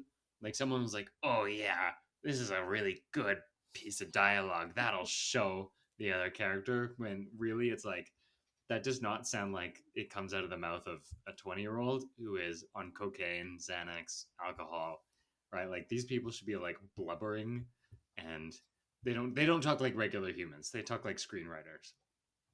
Case in point, one of my favorite lines that are terrible is Sophie says, and I think it might have been to Emma in a scene that makes no sense. Again, she says to Emma, "I wish they had chopped your head off, you spineless piece of shit." And I was like, "What? What are you talking about? What's all the animosity about?" And also, that's just like a mouthful. "I wish they'd chopped your head off, you spineless piece of shit." And like she has to like really cram it in really quickly. So there's just some lines that I think were so weird, and not so much clunky, but the way that Jordan says the F word.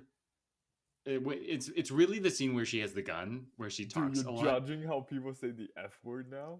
No, it's so annoying. She goes, "Oh, your fucking parents," and she goes, "You're fucking," and like with that sing songy, and it's like the two part. I don't know what she says, but like your fucking podcast, and she emphasizes the first the part of it, and she's like pointing with the gun when she does it. She talks like this. I hated it. Did you guys find? Maybe it's the cocaine. Maybe that's what being on cocaine is like. Someone can tell me. I can tell you. No, No. Peter. I'm sure Peter could tell me. Maybe. Did you guys have any lines that you found were kind of like off? Like Yeah, there's one. Okay, so I don't know. I can't like. The thing with me is I don't remember like individual lines all that well, except for the one I'm going to bring up later. I think you know which one I'm talking about, but I certainly do. Yeah. So, the one that was weird to me was when Jordan has just been pushed off the stairs, or like onto the floor over the banister. Yeah. Right before shooting at B and Sophie, she says, "Check her texts," or look at her phone or whatever, and then starts shooting at her. So it's like, what do you want to do? Kill her or implicate Sophie in this affair? Like, pick one. Don't kill her, expecting her to then resurrect and then go look at the text. Like, give her a chance first, then you can kill her, but make your point. That's a really good plot hole. That's true. I did like the line though. I think that's such a great. I think I laughed both times when she says "check your text," and that's like her final words. Like, "Here lies Jordan. Check your text."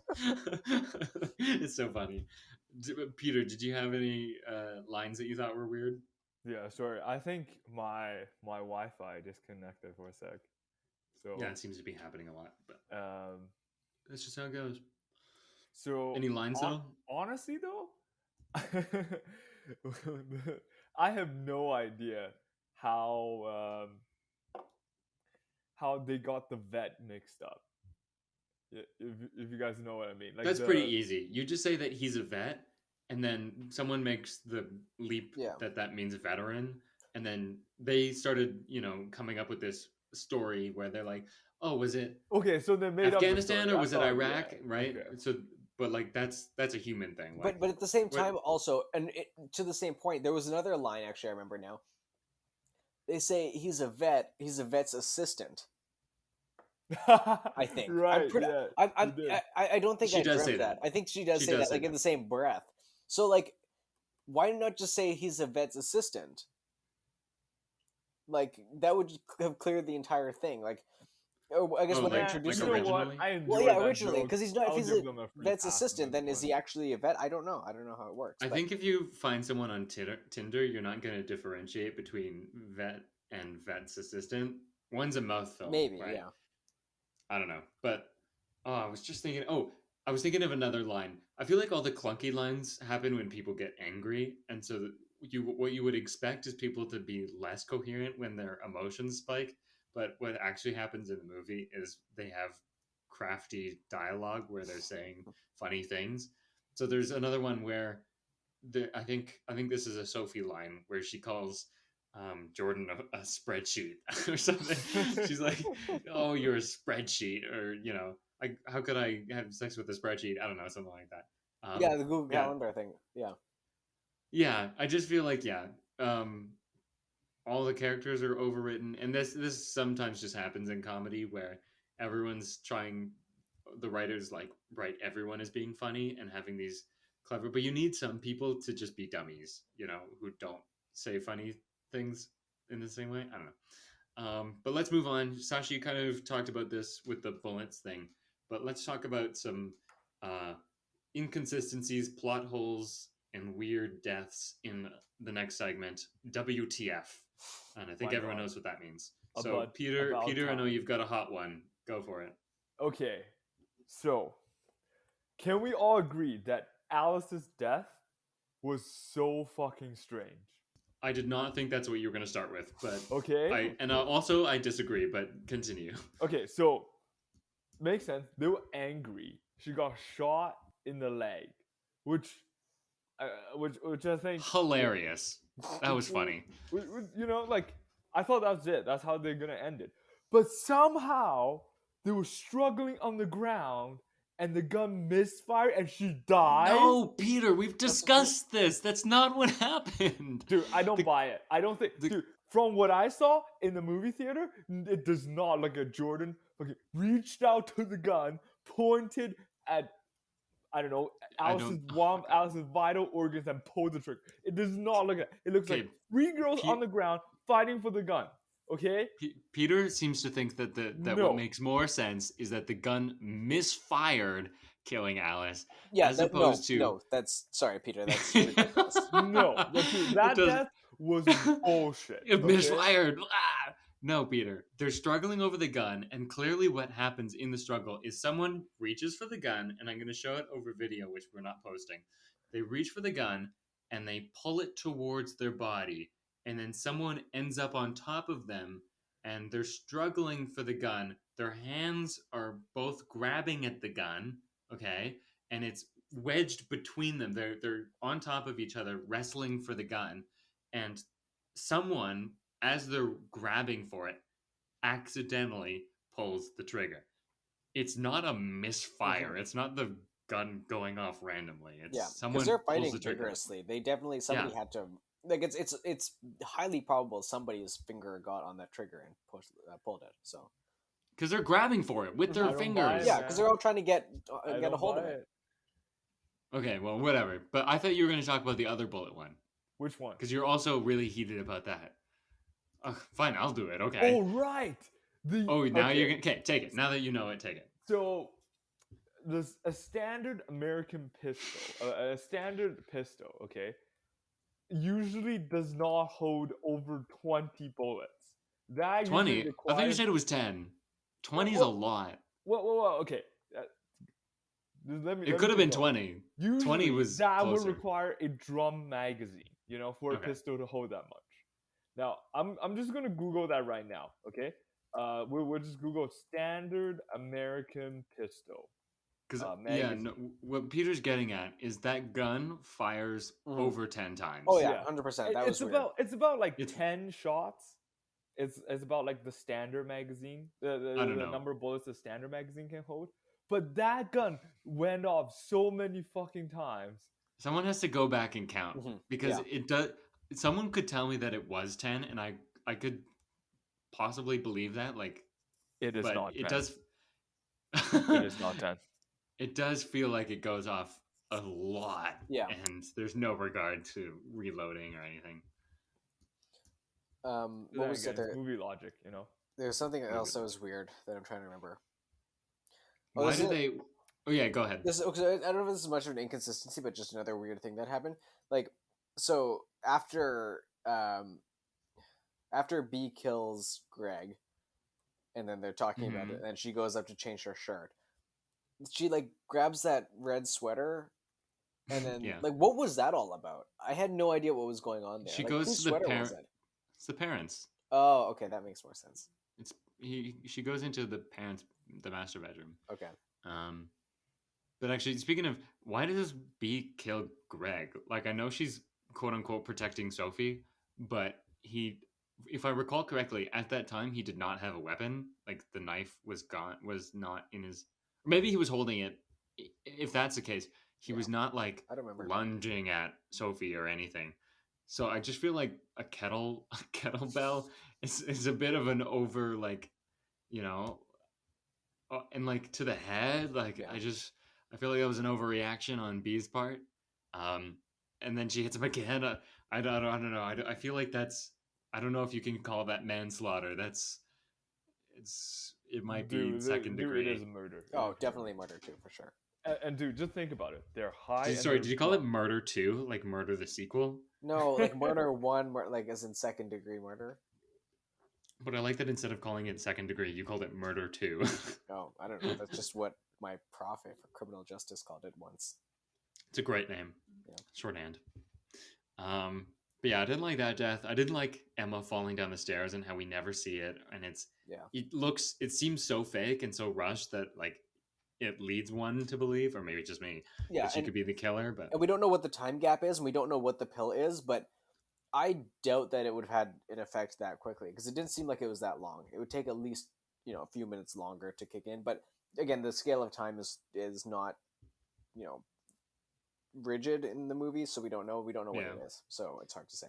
But that was Sophie also admits later that it's so Wikipedia has one idea of what happens, and I don't recall it happening. But Sophie says something like she says that she saw her fall, and it's so weird that we don't know that as the audience. Like you'd think that would be like a compelling, I guess, to make it if they're going like B is the only main character, then I guess any scene that B isn't a part of, we shouldn't know. But then if that's the case, why do we see the conversation between Sophie and David, for one? Anyways, yeah, I just think that whole death is weird, and yeah, I didn't like it. People don't transfer the Wi-Fi password via email. Yeah. What email? Email? And she wouldn't be able to get that email without Wi-Fi. So Also, yeah. also true. Doesn't make any sense. Yeah, but wait, I guess she would have. Did she have reception then? I don't know. You have to add someone in your contacts. Yeah. So like maybe email would work, but I thought it had to be your phone number. I don't know. Actually, that's interesting. Maybe email would work. But yeah, how do you get it without Wi-Fi? I don't know. If you are celiac, or if you can't eat wheat or gluten, wouldn't you ask if there was wheat in a cake before like diving into the cake? Like, okay, remember B is like I can't think of the right word, but like eating the cake and like scarfing it down, devouring it. Yeah, and then at one point the character's like, "Oh, by the way, there's wheat in there." I'm like, what? You didn't think to ask if that's going to be a problem? Wait, did she say wheat or weed? Weed, like the drug. Oh, that makes more sense. Yeah, because I'm like, what are you talking about? Because I thought it was weed. Oh my god. I've seen it twice, Yeah, and I did not hear weed either time. Hold on, let me pull up the script. That makes more sense. Here's me thinking that she's eating a wheat, like cake with wheat in it, and she's a celiac, which is a different thing. No. It's a whole other thing. That I think both could make sense, but I think the weed thing makes more sense. Like you wouldn't ask if there was weed in something, but you would if there was wheat. That's hilarious. That's hilarious on my part. Yeah, no, I'm pretty sure it was weed, but I anyway. doubt you'll find that on the internet, but Yeah. we'll keep going. When they're like looking around in people's rooms before they kill Greg, um, they find Emma in somebody's room. I don't even know if it's. I don't think it's even Emma's room. I don't know whose room she's in, but she's under the covers, and they're like talking. They're like whispering, and they've opened the door, which probably made a sound, and they're whispering. They're like, and like like bickering and stuff. And then they're like, oh my god, there's something under the covers, and they pull it back, and they pull it back, and Emma's like, what the heck is going on? And I'm like, you didn't hear them? Well, Like, she might she's have been drugged out on something. maybe, but she's clearly awake when they find her. I just feel like she would have reacted to them being in the Yeah, room. that makes sense though. I thought that was weird. Like, I think the perfect explanation is she has AirPods in, but she doesn't. I guess they do that with Greg, so they didn't want to double dip on it. But also, why is B picking up people's underwear? She sees a bra and she can't help herself, and she's like, "I'm gonna pick it up and investigate." And Yeah. even Jordan's like, "Okay, she's not hiding in my bra. Thanks." No, I think it sort of adds to a point. I think this is a deep cut because later on they said Jordan said they fucked in the car or something. And her underwear's in the car. I Yeah, know, something Yeah. like that. but that doesn't excuse the character's actions. She could just be looking at the bra. I don't understand why she picks it up. And That's she true. definitely That's a good smells the point. panties. I don't Yeah. know why, but I don't think she smells the bra. But man, B's weird. She does some weird things. Also, it's randomly daytime when, like, the end of the movie. Like, they're like, I think it's just the storm is B, over. B, come back, B. And then she like goes upstairs and it's daytime. And I was like, what? It was nighttime 2 seconds ago. Fail. That's all the inconsistencies I have, except for the very ending. But we won't get into that just yet. You guys have any other ones? I think I'm all out. I think You're all that's it. out. Your mag is Yeah. empty. Unlike that picked on Oh magic. wait, hold on. unlike that How did? magic pistol? Oh, there's more. Wait. Yep. Yeah, Sasha. I just wonder how David's phone got to the pool when. Okay, so it was like he was standing like okay. So the window, let's say, okay, so you guys, okay, this we're is going- I'm showing this here, so you can like this won't be posted. But okay, so the like B sees him die out this window, right, which is Correct. against the house, and then there's the other wall here. His phone is presumably on the windowsill or right in front of it. Oh, definitely. I doubt that it's going Absolutely. to get all the way to the pool, even if the characters were like walking around there to, like, when they discover Pete. Yeah. Like, Well, how is the also- phone going to get all the way there? No, Sasha, keep in Sasha, mind, there there's is a a storm hurricane. going on. Yeah, fair.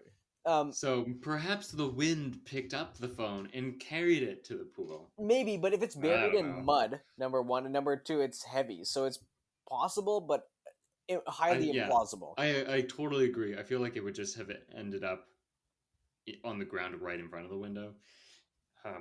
Yeah. Let's get to the ending. Let's talk about the ending. So this segment I call Oh god. this ending I called SMH, shaking my head. Let's talk about the ending.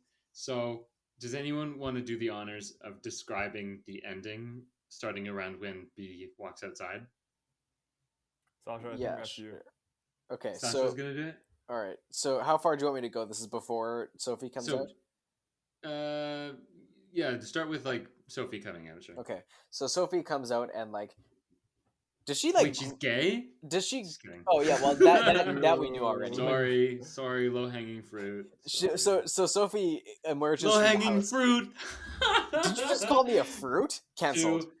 No, I Okay. did not. That is not what happened. Okay, so Blasphemy. so Sorry. so Sophie emerges from the house and does she like grab B or does she go up to her gently? I think she kind of grabs her almost. Oh, she grabs her, and doesn't she have a gun? Yeah, I think so.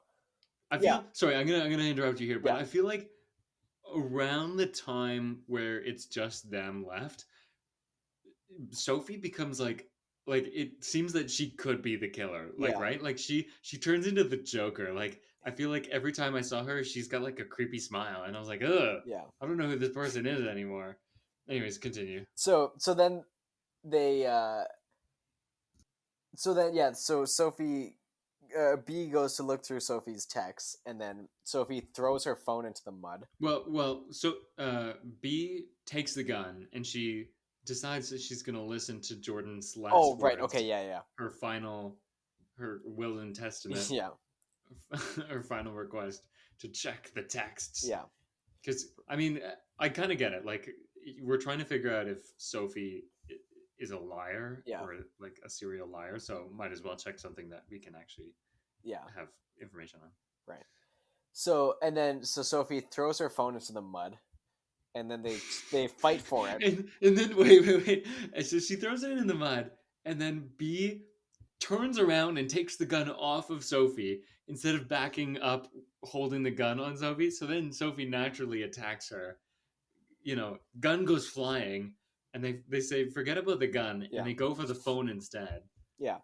So they go. So after struggling to find this phone, and then one of them or both end up in the pool. They end up in the pool, and then they there's come. This kind of there's this like angelic moment where like the music goes. Yeah. Oh yeah. I was like, whoa, why? Why are we doing this? Yeah, and then so they come out of the pool and then they grab a phone, not the phone, a phone, because they look at it. Not iPhone, a phone. Yeah, but it is an iPhone. They look at it, iPhone, and they see the lock screen, and they're like, and Sophie's like, "That's not my phone," and then so they put two and two together, walk over to David's dead body lying there. B opens his eyes, and then holds the phone to him for the Face ID. It opens, and then they find that was hilarious. That was insane. Yeah. When I realized they were doing that, I was like, "Okay, that's one of the best jokes in the movie." Yeah, that was good. Like, that's like a thing people joke about all the time, but not like dead people. Yeah. So I thought that was great. Yeah. I will say here, the last plot hole I had, when they find David's phone, what compels them to find out what's on it? Yeah, exactly. Why are they suddenly like, wait a minute? Yeah. What's on this phone? Like, who cares? It could be nothing. You don't know that, like, that's the thing, right?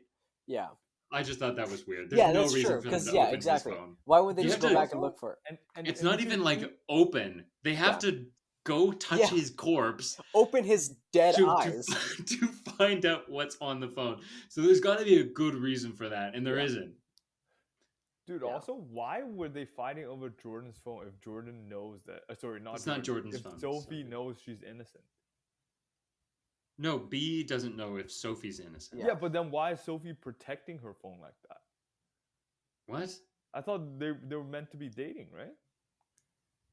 Yes, but over the course of the movie, there's distrust, right? So by the end of the movie, then why hide your phone? Like I had no idea why. Because Sophie's not innocent. Yeah. She did bang. We know for a fact that there was underwear in the car. So unless it was planted, Jordan and Sophie did the nasty in her car, and so she has something to hide. Oh, okay, that makes sense. Yeah. But Sasha, what do they find? So they finally open Pete Davidson's phone, and lo and behold, in his TikTok drafts, they find a video of him attempting the champagne trick that Greg does at the beginning with the sword, where he basically flicks the sword and pops the bottle open. Now, we see Pete Davidson struggle with this. He changes his position, starts swiping the sword towards his head, and slashes his neck open, bleeding out, and falls to the ground. Yeah. So, I mean, if you're gonna make a movie and like like that's like everything is set up for this punchline, perfect. Write it, film it. You've got it. That's it. That was great. Yeah, it was hilarious. So that was funny, but then as they're realizing, So that means no one was the killer. Yeah. There was no murderer. It was just these stupid Gen Z kids speculating and hating each other and killing each other and fucking each other because they all hate each other. Yeah. And just acting insane without the internet. Like, that's all it is. Yeah. And internet goes out and Gen Z go crazy. And in the end, the proof was in the TikTok. And then at the end, we finally see, after Max. 92 Max minutes of comes. wondering, our Lord and Savior Max. Who's Max? Enters. Mystery guy, and he's old. And he's old, yeah. And he has a single line. What happened to you? What happened? Or something like that. At which point, B utters the final line of the film as she looks at her phone, pinging with messages. Yeah. She looks up. I have reception. And oh my god, when that line came, I was howling. For at least when I got back into my car when we were driving, I was still laughing at that. It was so I don't know what about it was so funny to me, but it was just hilarious. It's a fantastic. It was so good. Okay, I just checked. Max, the actor who plays Max, is 35 years old. Okay, which looks exactly right. Yeah, and is far too old to be part of that friend group. Yeah, assuming that they are recent university grads. Yeah, because it sounds because you talk about you didn't graduate from Utah. Yeah, right. So it sounds like they have graduated. Yeah. So I'm assuming they're 24, 25. I guess that sounds about right. And is that still Gen Z, by the way? I think Do we know if that's the case? Actually, I don't know if it is. I think it's like late millennial. Zillennial. So maybe it's not. Maybe people are overreacting. It's not even a Gen Z parody because these aren't Gen Zs. Yeah. It is weird that they're, toting this as the Gen Z parody when the people are much older than most Gen Zs. Mm-hmm. But yeah, I have reception. And I love how we have to wait. We have to hold on the bing, bing, whoop, whoop, bing, bing, bing, and like all the different notifications possible. And then she goes, "I have reception" in her accent. Didn't even answer the question. It's like, what happened here? Just, I have reception. Like, okay. It's so out of character too. Like, I mean, she was concerned about having no Wi-Fi, but a lot of people died. It doesn't make any sense, but it's fantastic. Yeah. It's a fantastic. Oh, it was awesome. I love that. Yeah. Okay. So that's the movie. Let's just talk about some final summary things. So I actually don't know if this movie was about Gen Zs in particular. In this segment, I don't know if this is the best name, but I did come up with these names 5 minutes before we started. I call this segment TLDR, Too Long Didn't Read. Okay. Just kind of what is this all about? I kind of think this was actually about classism and immigrants to the U.S. So you've got your lead character is an immigrant from Eastern Europe, and it's pretty obvious if you know who the director is. The director is I don't know where specifically they're from, but they're from Europe, and this is their first English language debut. I'm just figuring out where they're from. Oh, they're Dutch. So the director is Dutch. So it's clear that this is the insert character, right? How she felt coming to the US, I imagine. I actually don't know anything about this director, but so it's and the way they are suspicious of B, and they throw her out in the hurricane when they're suspicious of her, and even Sophie doesn't come to her aid. It does feel like that's actually what this movie is about, and less so about Gen Z. The Gen Z stuff is just kind of window dressing. And then there's a lot of talk about, rich parents and, your parents are super rich versus modestly rich, apparently. And there's a great line when Alice is like, your parents are upper middle class. And she goes, no, they're not. They work at a public university. I don't know, whatever. So some people are like I could see how you might think that the movie's saying oh, Gen Z are these vain, stupid, unempathetic people. But I feel like actually what it's saying is that that's true of rich children from affluent backgrounds. I noticed you guys got a little quiet there. Just kidding. What am I talking about? But yeah. I think it was an interesting story in that sense. Do you guys have any comments on that? Like at first glance, I didn't. I mean, hearing you say that, it makes sense. I didn't pick up on that in the movie itself, but it definitely makes sense. Well, I think isn't that also part of Gen Z though? Because like comparing yourself to other people, trying to feel better or like do better than other people is also a staple of Gen Z culture. I feel like Maybe I don't know, whether it's through like material stuff or just but I don't know. status The and thing stuff is, like like, I don't think you can say this is a Gen Z. Like, they're not attacking Gen Z specifically. It's it's rich people who happen to be Gen Z, as opposed to like I feel like the rich people is like that's what we're mocking because it just comes up too much, and the movie is set in a mansion for it to be about anything else. That's true. That's true. I feel like that's like just like the underlying thing because I mean B is also Gen Z or supposedly, but there's no indication she doesn't act like the other people, right? And so the thing that actually separates them is the fact that she's an immigrant and that she presumably comes from lower class. um, it's also interesting that like B is ashamed of like her her whole like who she is essentially, like some of her more personal details. So like she doesn't want to talk about her mom who's struggling, and um, she didn't want to reveal that she lost her job, right? Because she was worried that Sophie, who comes from this rich background, might be embarrassed or like she like or no, B was embarrassed. Whatever. Yeah. Okay. Seems like we got crickets, so we'll move on. Let's talk about A24 this year. Sascha, I don't think Peter's seen this movie, but Sascha, what did you think about this as opposed to the other horror slasher film that came out this year, X? Just the letter X, no other Right. words. Okay, so The name of the movie. I think this one was. I mean, it was definitely more relatable than X, obviously, because Sascha, you don't do porn?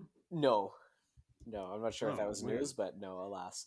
Well, I've also I'm don't. actually a cowboy from the Oh, okay, 1970s. all I right. also don't do porn, but Okay.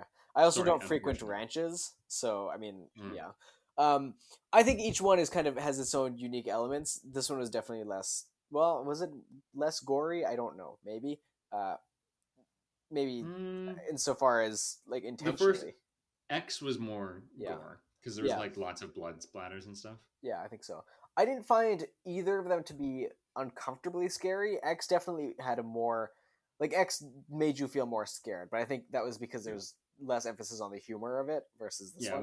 It wasn't Um, a comedy on yeah, purpose. I think we were laughing sometimes, but yeah, I think so. that wasn't Yeah, intentional. no, I think X is definitely a good film.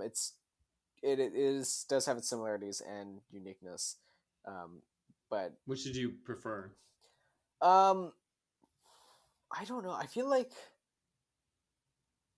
it's hard to say. I feel like probably Bodies. I think is better. Hmm. Just I feel like it's more relatable. I think. Um, And it's just like a it's better time. yeah, it's just less It's weird too. Because X is just like X is strange. weird on a different level. Yeah, Just some weird stuff happens in that movie. yeah, Yeah, and you couldn't even really say weird stuff happens in this movie. yeah. It's all pretty like I don't know if you could It's call like it normal, but no, it's not normal, but it's like plausible. yeah, plausible. Um, yeah, I think I have to agree. I think I liked Bodies more. Um, X was really weird, Yeah, but I do think I scored them the same. But I mean, yeah, limited by five yeah. stars. There you I go. wonder. I do wonder what Pearl is going to be like though. God, I can't.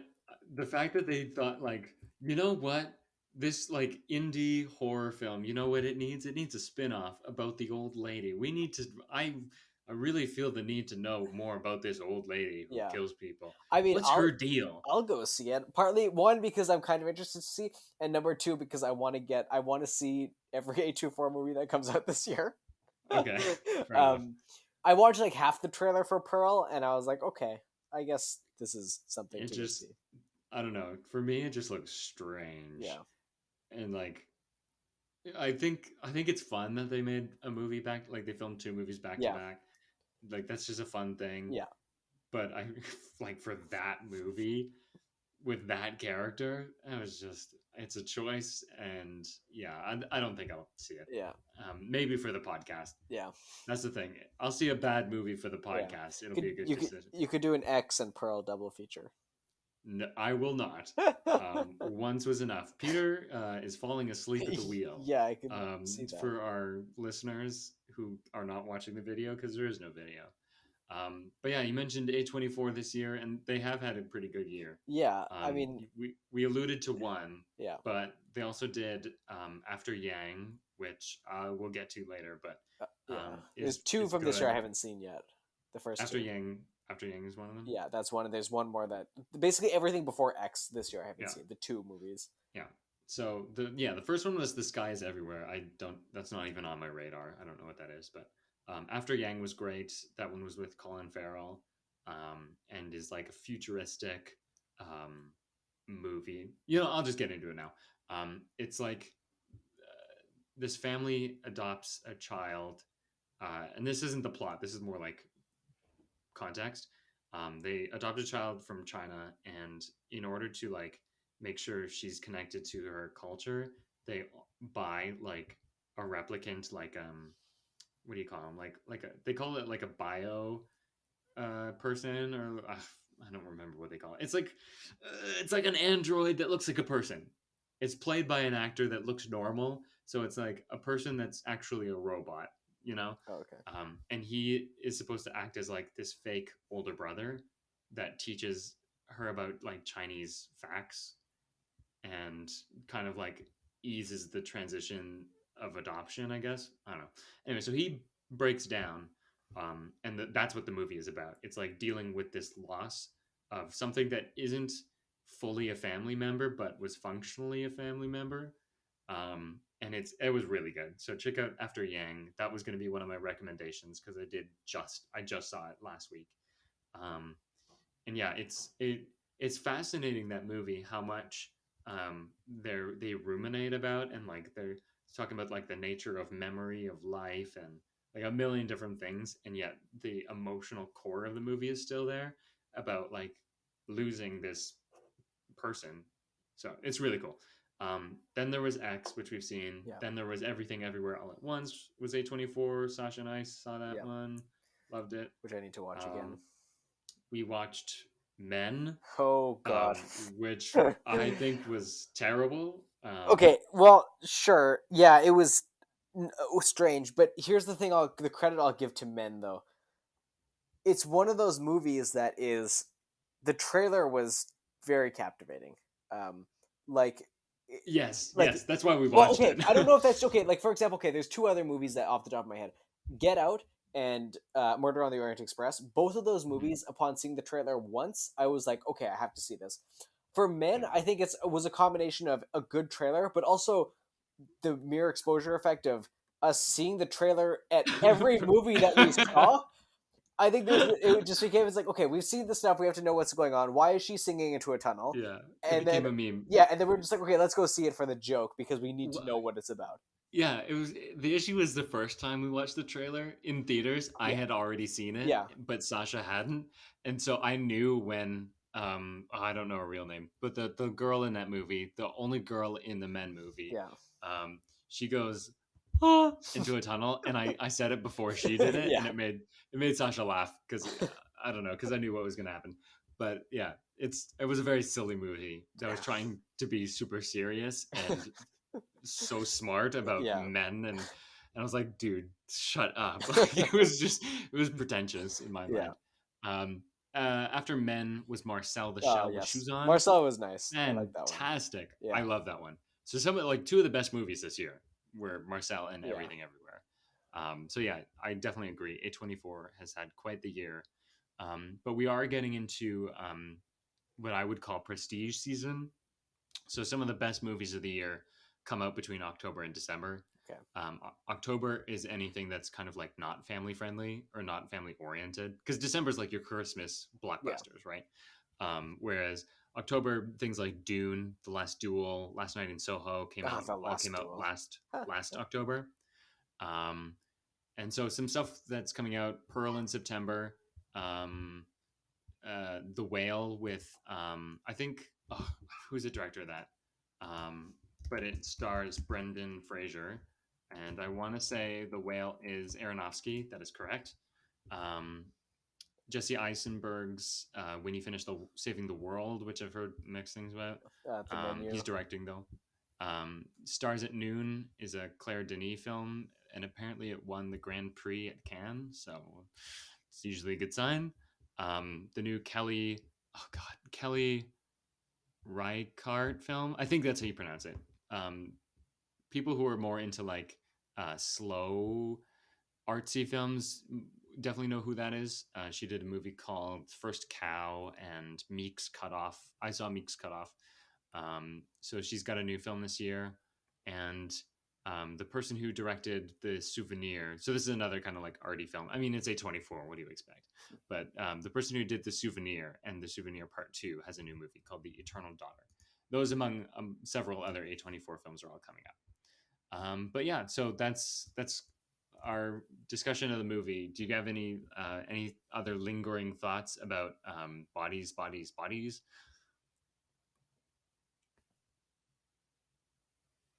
I'm gonna go with no. So guys, it's time for our titular segment, the most important segment of the podcast. Trust. It's Predator versus movies time. Would Predator have made this movie better? Thoughts? Okay, I don't know about better per se, but it would definitely made it a lot shorter. Those kids wouldn't have stood a chance, No. dead in seconds. Yeah, I don't know if Predator is just playing or not. If Predator's just playing, then it'll just be like stealthy. It's like, Yeah, if Predator is playing bodies with them, and it's just poking in the back or whatever, different story. Yeah. Who knows? yeah. But What if Predator? What if Predator's Predator? for real, man? Dude, that house is going up in flames, buddy. What if Predator wasn't the killer, though? What if Predator was one of the teenage girls who was playing the game and was running from whoever was the murderer? And follow up, who would Predator have beef with? Who would, better yet, who would Predator want to sleep with? Yeah. Because, I mean, yeah, they must have had some serious beef with some of the characters. Probably Sophie. I mean, everyone seems to hate Sophie. And the walking spreadsheet. And then, I don't know, maybe they'd want to fuck Greg. But maybe I'm just projecting. Just kidding. Yeah, I don't know. I don't know if Predator would have made this movie better, but I think Predator fighting a bunch of stupid Gen Z teenagers is a great premise for a different movie. I don't think he would, because then there would if Predator I agree, if Predator was just playing the game it would have been fine, but if Predator was the killer, no, because then you just ruined the entire thing of Pete Davidson dying by TikTok. So which is awesome. Exactly. So no, I don't think Predator as a killer would make this movie better. What if Predator was Pete Davidson? Would Predator have done a better job than Pete Davidson? I don't know. Possibly. No. It's hard to say. There's a chance. Well, maybe, but Predator probably would have had a cooler trick to open the champagne bottle. Yeah, with like a laser sword or something, probably. And then he still slices his head off. So Predator is only in there for like 20 minutes. Okay, well, that's enough of that. That's enough of that segment. Classic titular segment is over. Let's wrap this up. Do you guys have any recommendations? Any media that you've consumed this week? Peter. Or Sascha, go. Oh, okay. This isn't necessarily this week, but this is like in the last 2 weeks. Fair enough. For All Mankind season 3 just ended, and oh my god, what a fantastic season! Now, lots of people on the Reddit will say no, but okay. So, Alex, I'm going to tell you this. Don't say anything. I haven't even started. I need to watch it. I'm going to tell you this. You might want to brush up on your late 60s space history. Space race, yeah. And I can brief you on that, because some of the things you'll have to know, but what a fantastic show. This must be like right up your alley. Oh yeah, no, and really it's only season 1 because that's where the history kicks in. Everything after that is just fictional, but because it diverges. Yeah, so exactly. But yeah, oh my god, season 3 was awesome, and the ending was fantastic. Yeah. So for anyone who doesn't know, whenever we wreck things, we're gonna like explain what it is. So For All Mankind is an alternate history show that's also like sci-fi in a sense. So it asks what if the Russians had won the space race by getting to the moon first, and so then like that's it, that's the premise. Yeah. And then they say, okay, what would happen next? So obviously what happens is, because technically Russia did win, or the USSR did win, like they got the first man in space, Well, they were yeah, the it first to get depends. into space, so they had won twice, they had won two things, and America had moved the goalpost to the moon. Yeah. And so the series essentially is America moving the goalpost further and further, like, oh yeah, well you did this, well Yeah. I'm gonna do this next. Which That's is how what I season 3 is understand all it. about. Now, having said that, to give the Americans credit, historically, there are a number of things that the Americans pulled off at the same time as the Soviet, or just in within 5 years after the Soviets, that were quite revolutionary and led the grounds for things such as the moon landing or the ISS or deep space exploration. So they definitely had a start. Yes, it was delayed, but they definitely did do Yeah. a few things first. Yeah, and it stars Joel Kinnaman, Yes. among others, and he was from both Suicide Squad films Yeah. as Rick Flag. So if you like him, he's in that.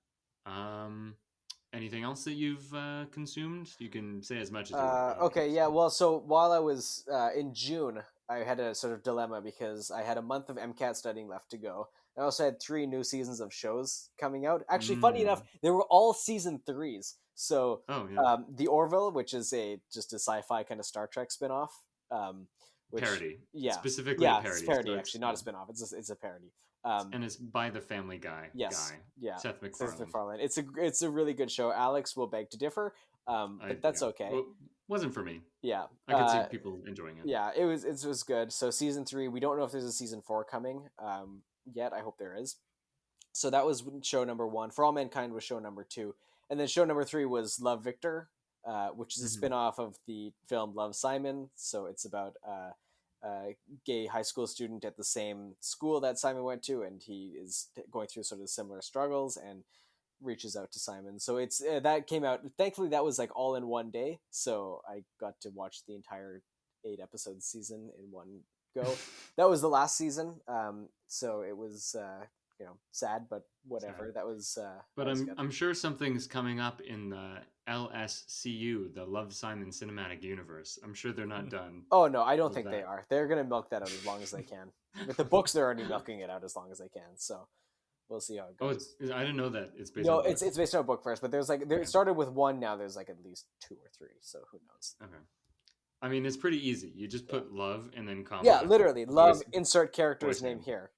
Yeah, that's true. Maybe they'll branch out and do girl's name next. Maybe. Oh. Well, they did already, but it wasn't. It was. I don't remember the title. It was with Leah though, but it wasn't a Love book? Leah. It was a book. Yeah. Okay. Bye, Leah. I don't know. Any other like movies, things you've seen? I'm trying to think of movies. Alex, you and I saw Nope. Oh yeah, like So like that last was month, yeah. So that was good. What else?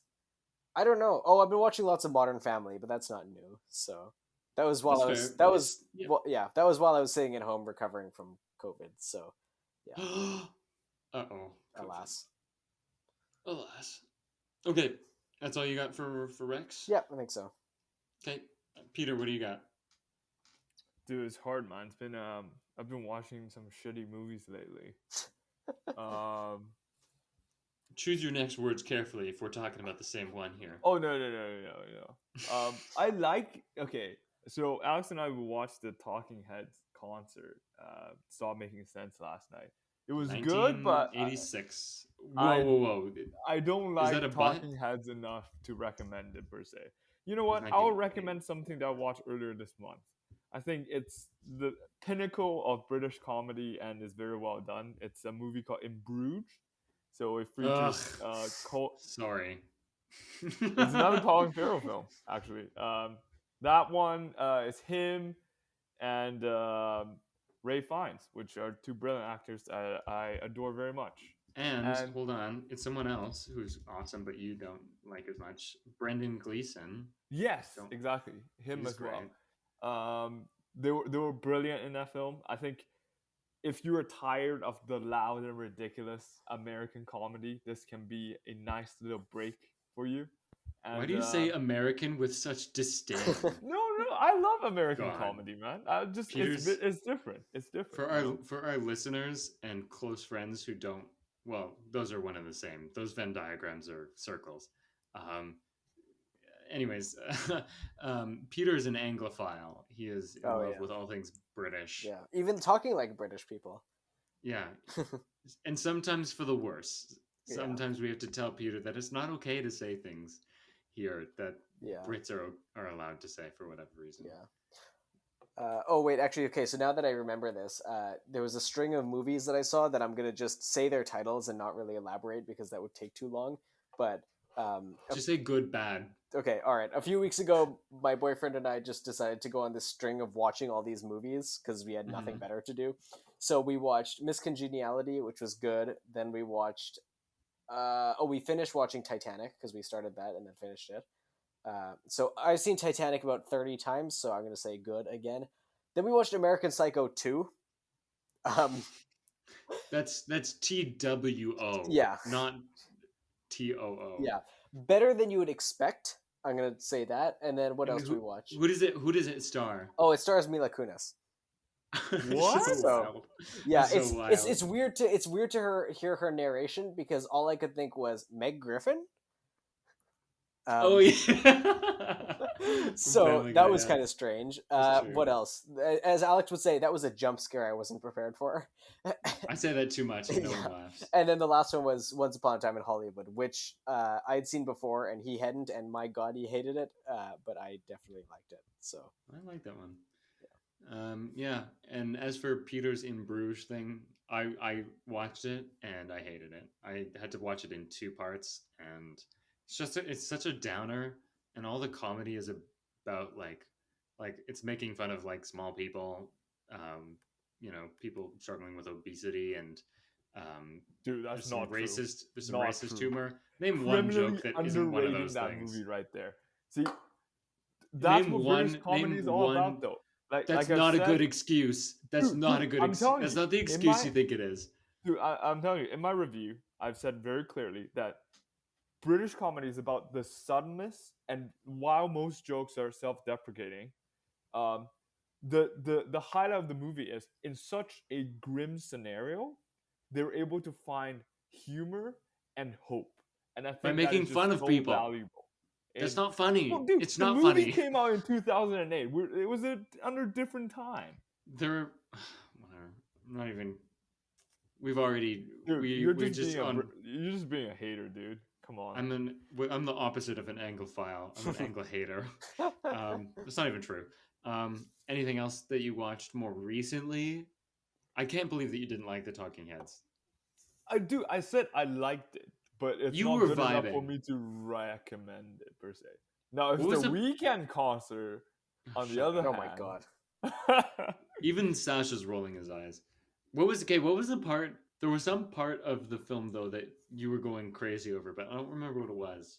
Stop making sense. yeah, it was the I think it was what. You said he's not going to do that, is he? And then he did, but I don't remember what it was. Damn. I forgot. But you were like going Dude, bananas. some of the songs are great. I agree with that. Yeah, I thought you liked it, even if like you're not the biggest Talking Heads fan because you only listen to things that are maximum 10 years old. For the most part, tell me I'm wrong. That is not Other true. than you have one playlist that is just oldies, and that's so vague that he has Limp Bizkit thrown in there with. Dude, I'm Electric telling you, Light their Orchestra. version of Behind Blue Eyes is better than the Who's. It's Just a my song opinion. from the 2000s, and you put it with things from the 80s and the 70s. Well, That's Behind ridiculous. Blue Yeah, Eyes. no. Okay, Behind Blue Eyes is not 2000. That's like having a catch-all playlist that has country and Christmas songs. dude, you're just roasting. At You this might point. as well. Yeah, that's most of what I do. Is there any? Oh, there was something else we watched yesterday, though.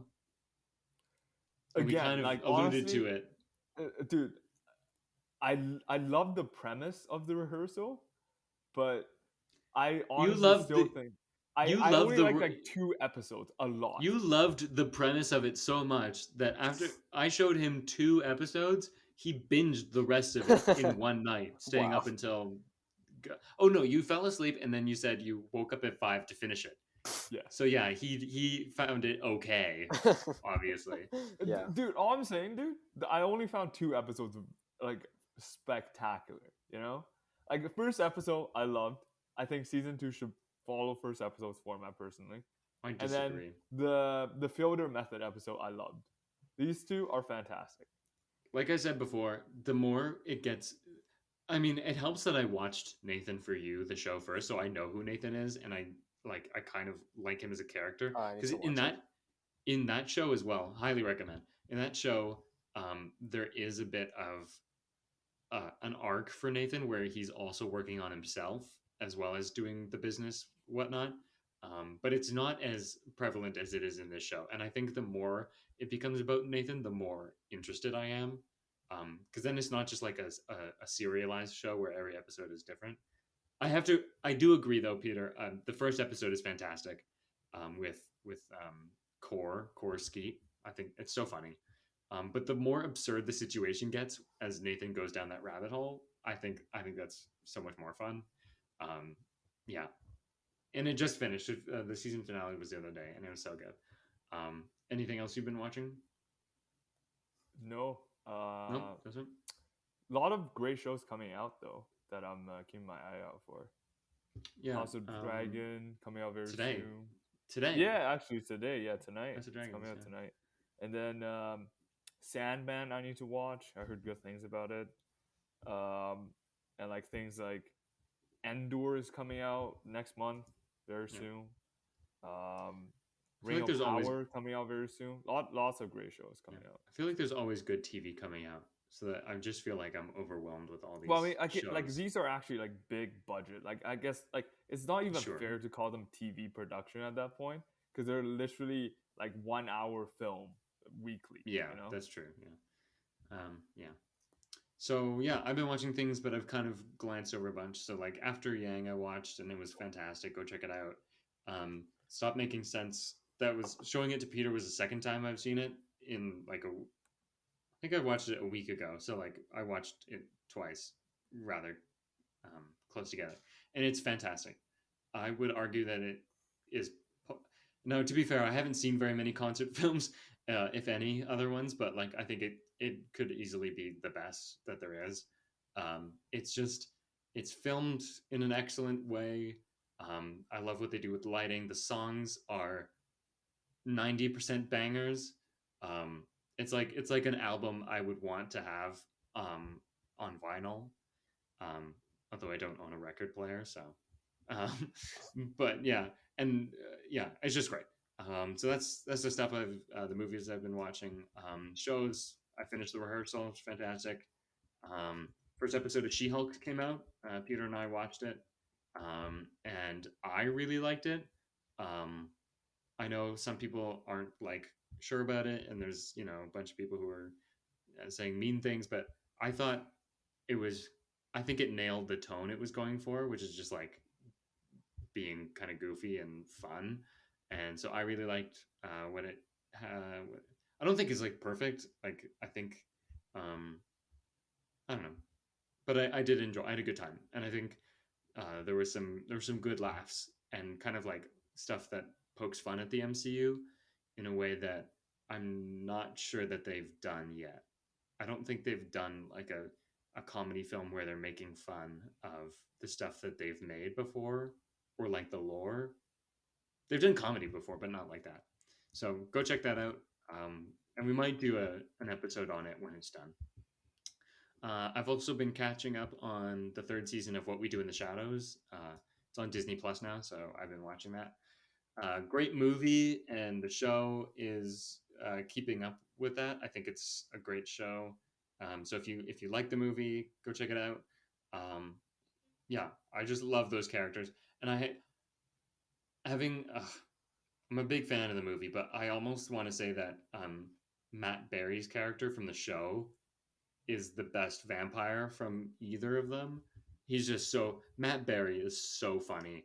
Just the way he talks, he has such a unique voice, and I think he's hilarious. So go check out What We Do in the Shadows, and then just got some like random things. So um, I downloaded It Takes Two, a video game.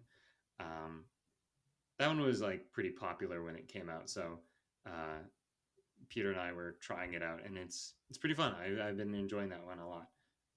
Every level, Peter's shaking his head. Every level is like unique, and the mechanics keep changing. Like you get cool tools, and yeah, I think it's great. I don't play a lot of like 2-player games, so for like one of the first ones I got that does that. Well, I guess I used to play the Lego Star Wars games, so that was also 2-player. But yeah, it's great. And then last thing to recommend for me is I saw a band also with Peter. Peter's in town, and he's not usually in town, so we've been hanging out. But we checked out a band, local band called Screaming at Traffic. They're kind of oh boy, they're like alt rock or like emo kind of punk thing. So we checked them out at a club, and I loved it. It's definitely as far from Peter's cup of tea as possible. And the openers were like the kind of metal bands that like scream. So Peter was like freaking out a little bit, and I was vibing. I liked it a lot. So yeah, go check out Screaming at Traffic. They're on Spotify. They got some pretty good stuff, if I do say so myself. So next week, no plan. We have no plan, but we could do Prey, or maybe Nope, or perhaps The Gray Man. I don't know if there's much coming out soon this week or into September, but soon I'm also going to be out of town, so we'll have to figure out when we're going to record another episode. So it might be a bit for our avid listeners. Where are you going out of town, Alex?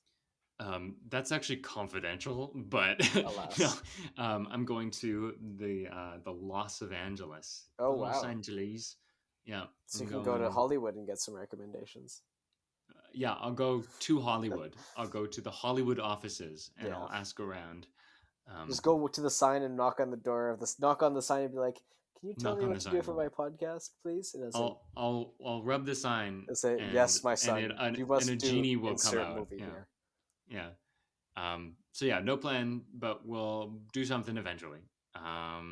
Any last words? Check the texts. Check our texts. Last words. I have reception. Nice. Okay, so until next time, I'm Alex. I'm Come on, Peter. guys. See you, everybody.